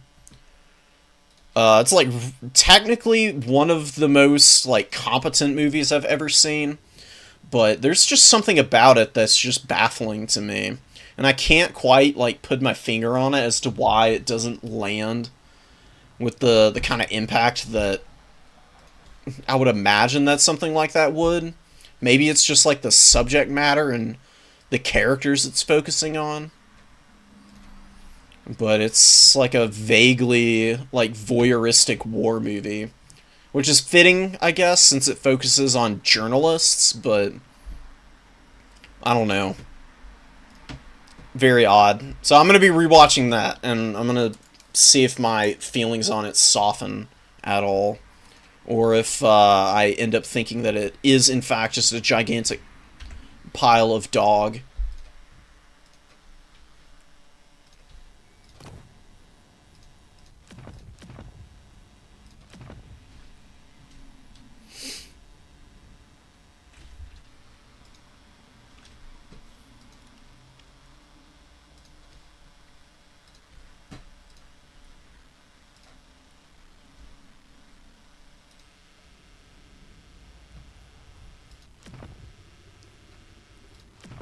I think we're waiting on... I'm guessing somebody is taking a short break right now. I mean, I know that solo... It's 2:30 for solo right now in the morning. That's pretty brutal timing.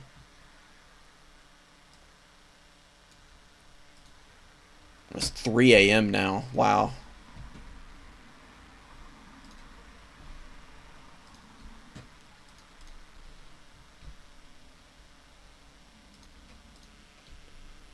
Buddy passed out at the computer, maybe.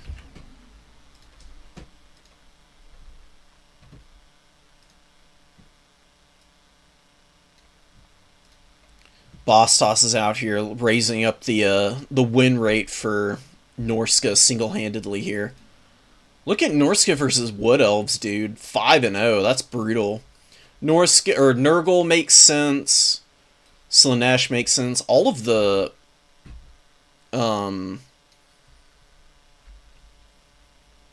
demon factions seeming to struggle against these guys, man. God damn.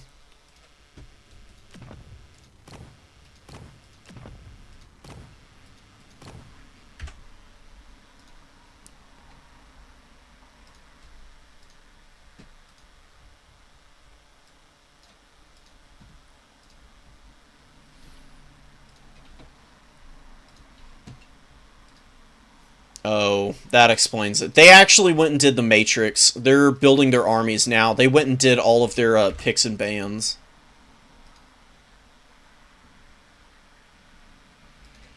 As soon as they're done with that, they'll actually kick it off for real this time. I'm sorry for the long wait, guys. It's a little unavoidable at times, just with the way that the tournaments work out.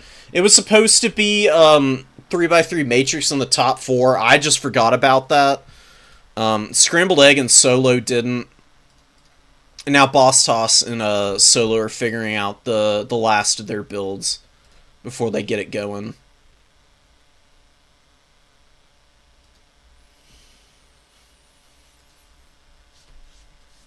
We do have some Skaven play incoming from Boss Toss. And Solo Spaghetto is on the Dark Elves. Dark Elves got big buffs this patch. They went from absolute rock bottom tier to, I mean, being up at 56% win rate, which is pretty damn good. They don't have that many games played on them. Like, especially in comparison to some of the others that are out here. Dowey Coast, Wood Elves, Chaos Dwarves, High Elves. A lot of these guys, like, all up in here, you know. I mean, look how many games have been played as Skaven. 51 and 40, I mean, 91 Skaven games played. And Dark Elves are out here with a rock-solid 39 games played. Very representative here of their power, though, I think. After all the buffs, they're just a much better faction, but they've got a pretty bad win rate against Skaven right now. I don't know how they're going to play this, man. It's going to be really hard for the Dark Elves to just get through the chaff that they're going to be facing up against. Like, if you go with an expensive Lord option, then you're probably going to get them dragged down, but Dark Elves have good magic. They do have Burning Head casters. They've got some interesting monsters. Medusas are pretty good at clearing out chaff, actually. They're a little squishy, though. I don't know if Solo Spaghetto is going to be brave enough to bring Medusas. They've got okay infantry, and their mobility is much better after the buff to the Cold One Knights. And the Cold One Knights can just hammer down Rat Ogres, potentially. Any other big beasties that might come out from the Skaven. Whether that's going to be doable under, like, you know, potentially withering hails of weapon team fire is a completely different matter.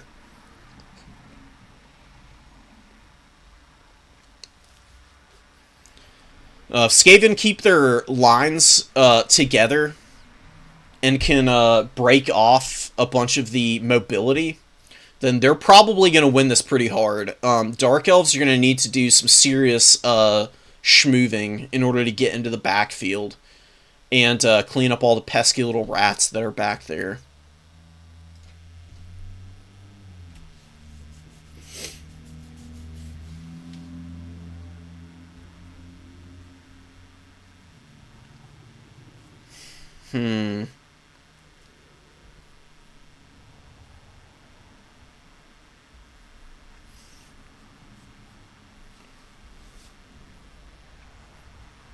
These are, again, pretty aggressive builds here.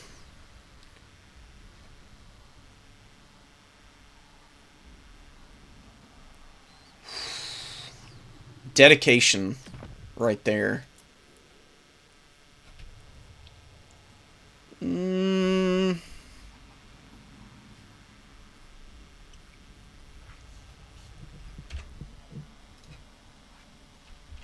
So is having last minute yips on the build. I totally understand that.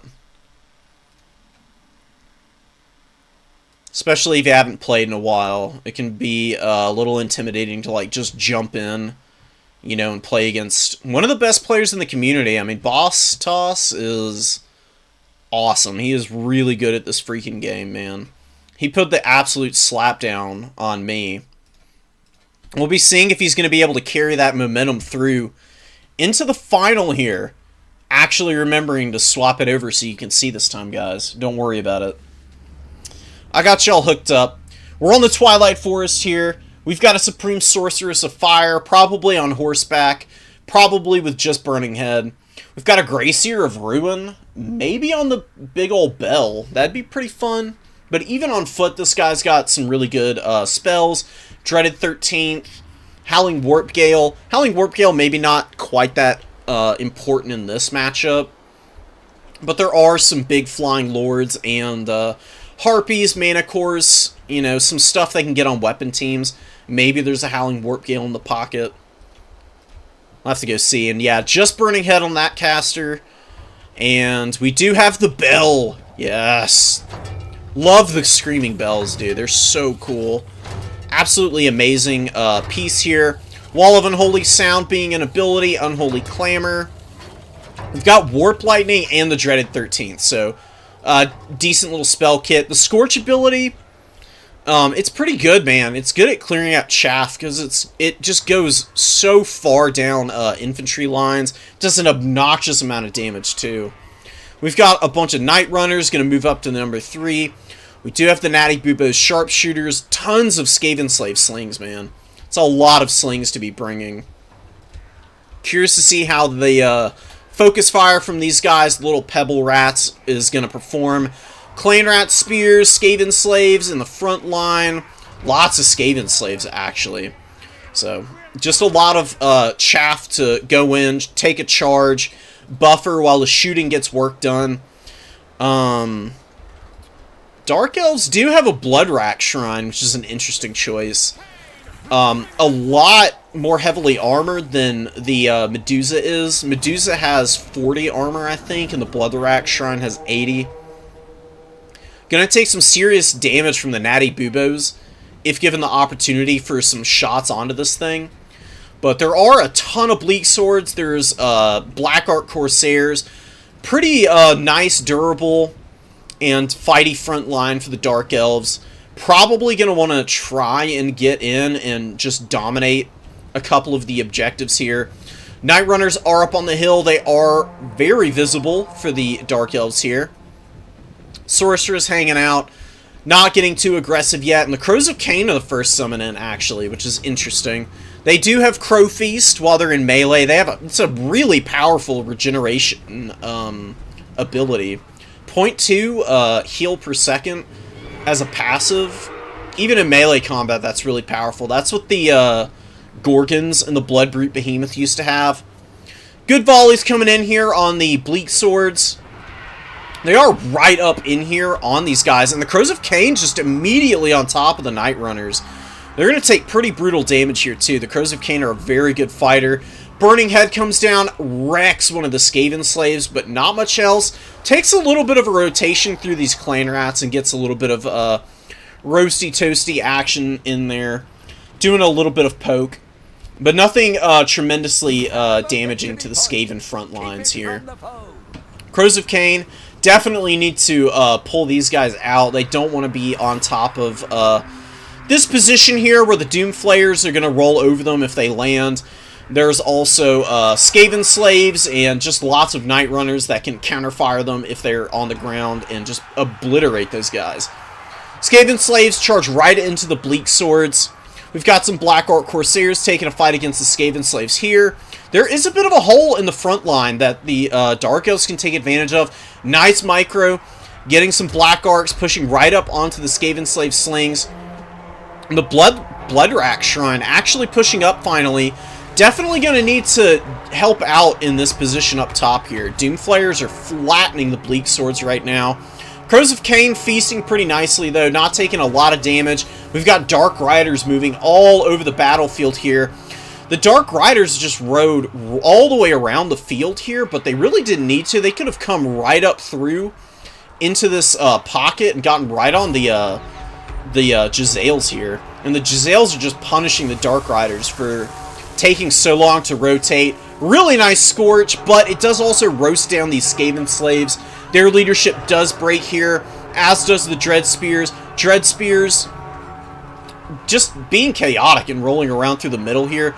They might rally in the right circumstance, but it's going to take a while for that. Taking a weird little route through.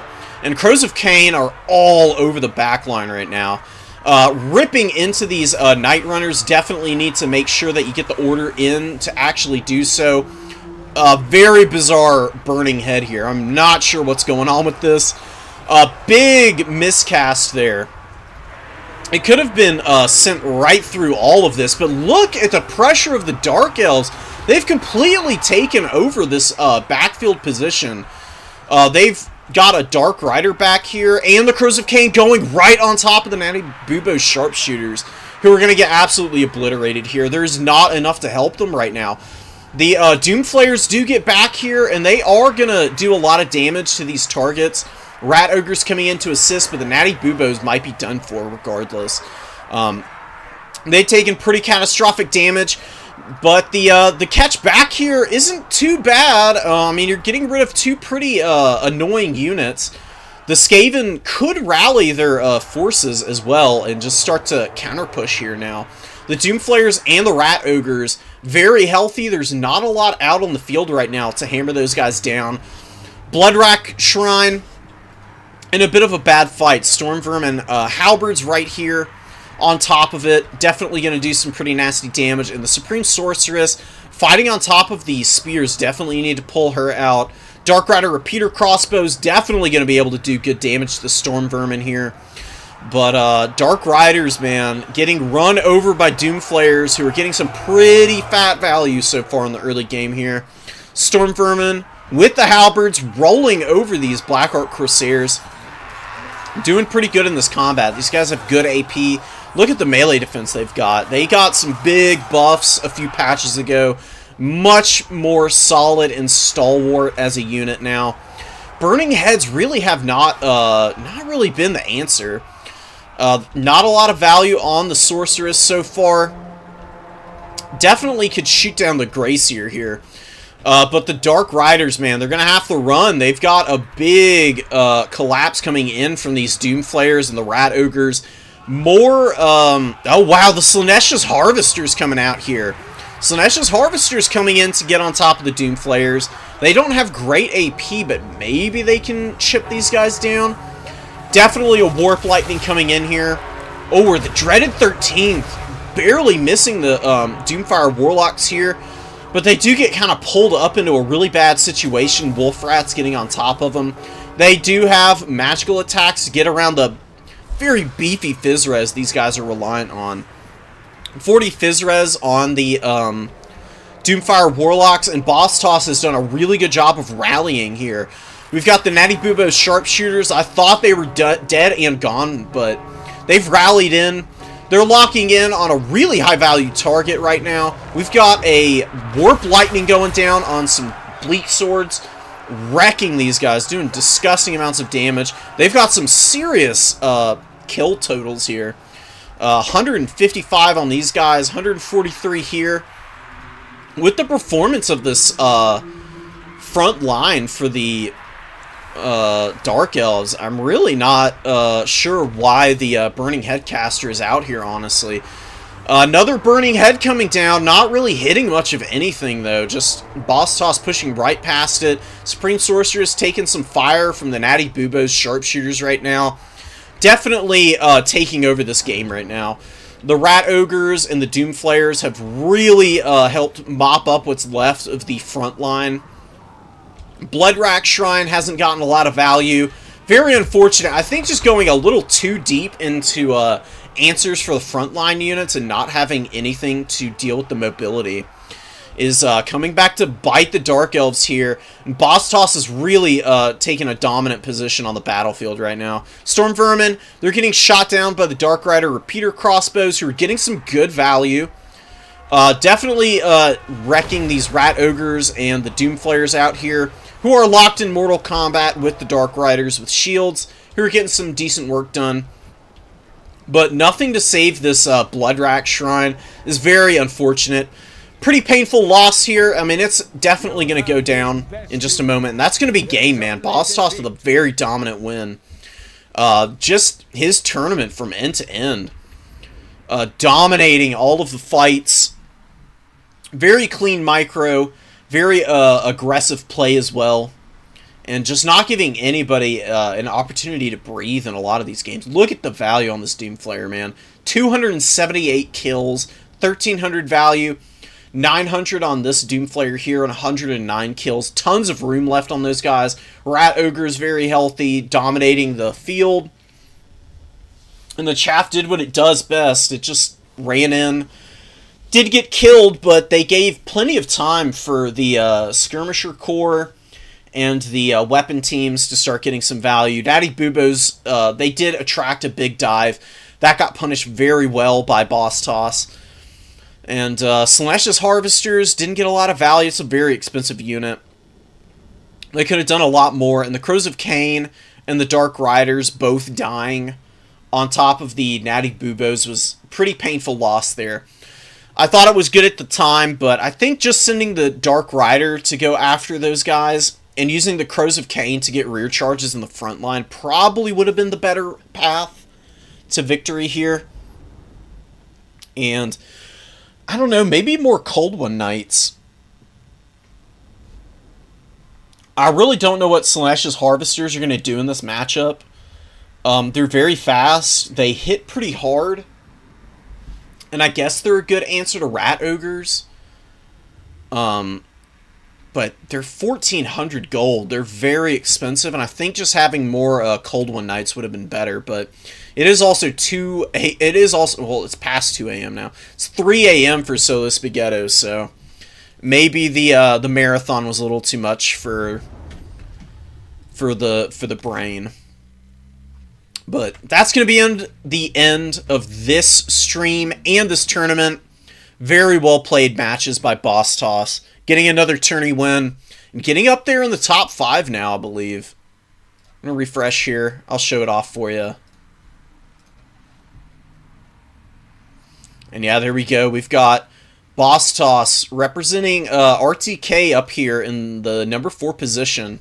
After I finalize this, probably going to be up in the number 3.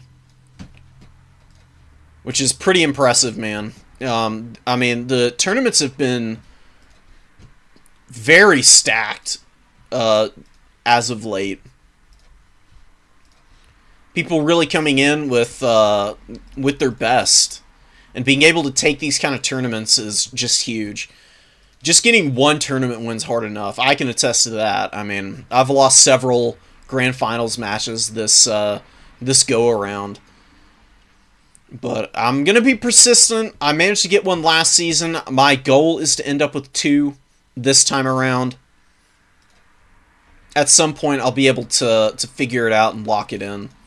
Probably going to need to get some of those dubs on something other than Corn.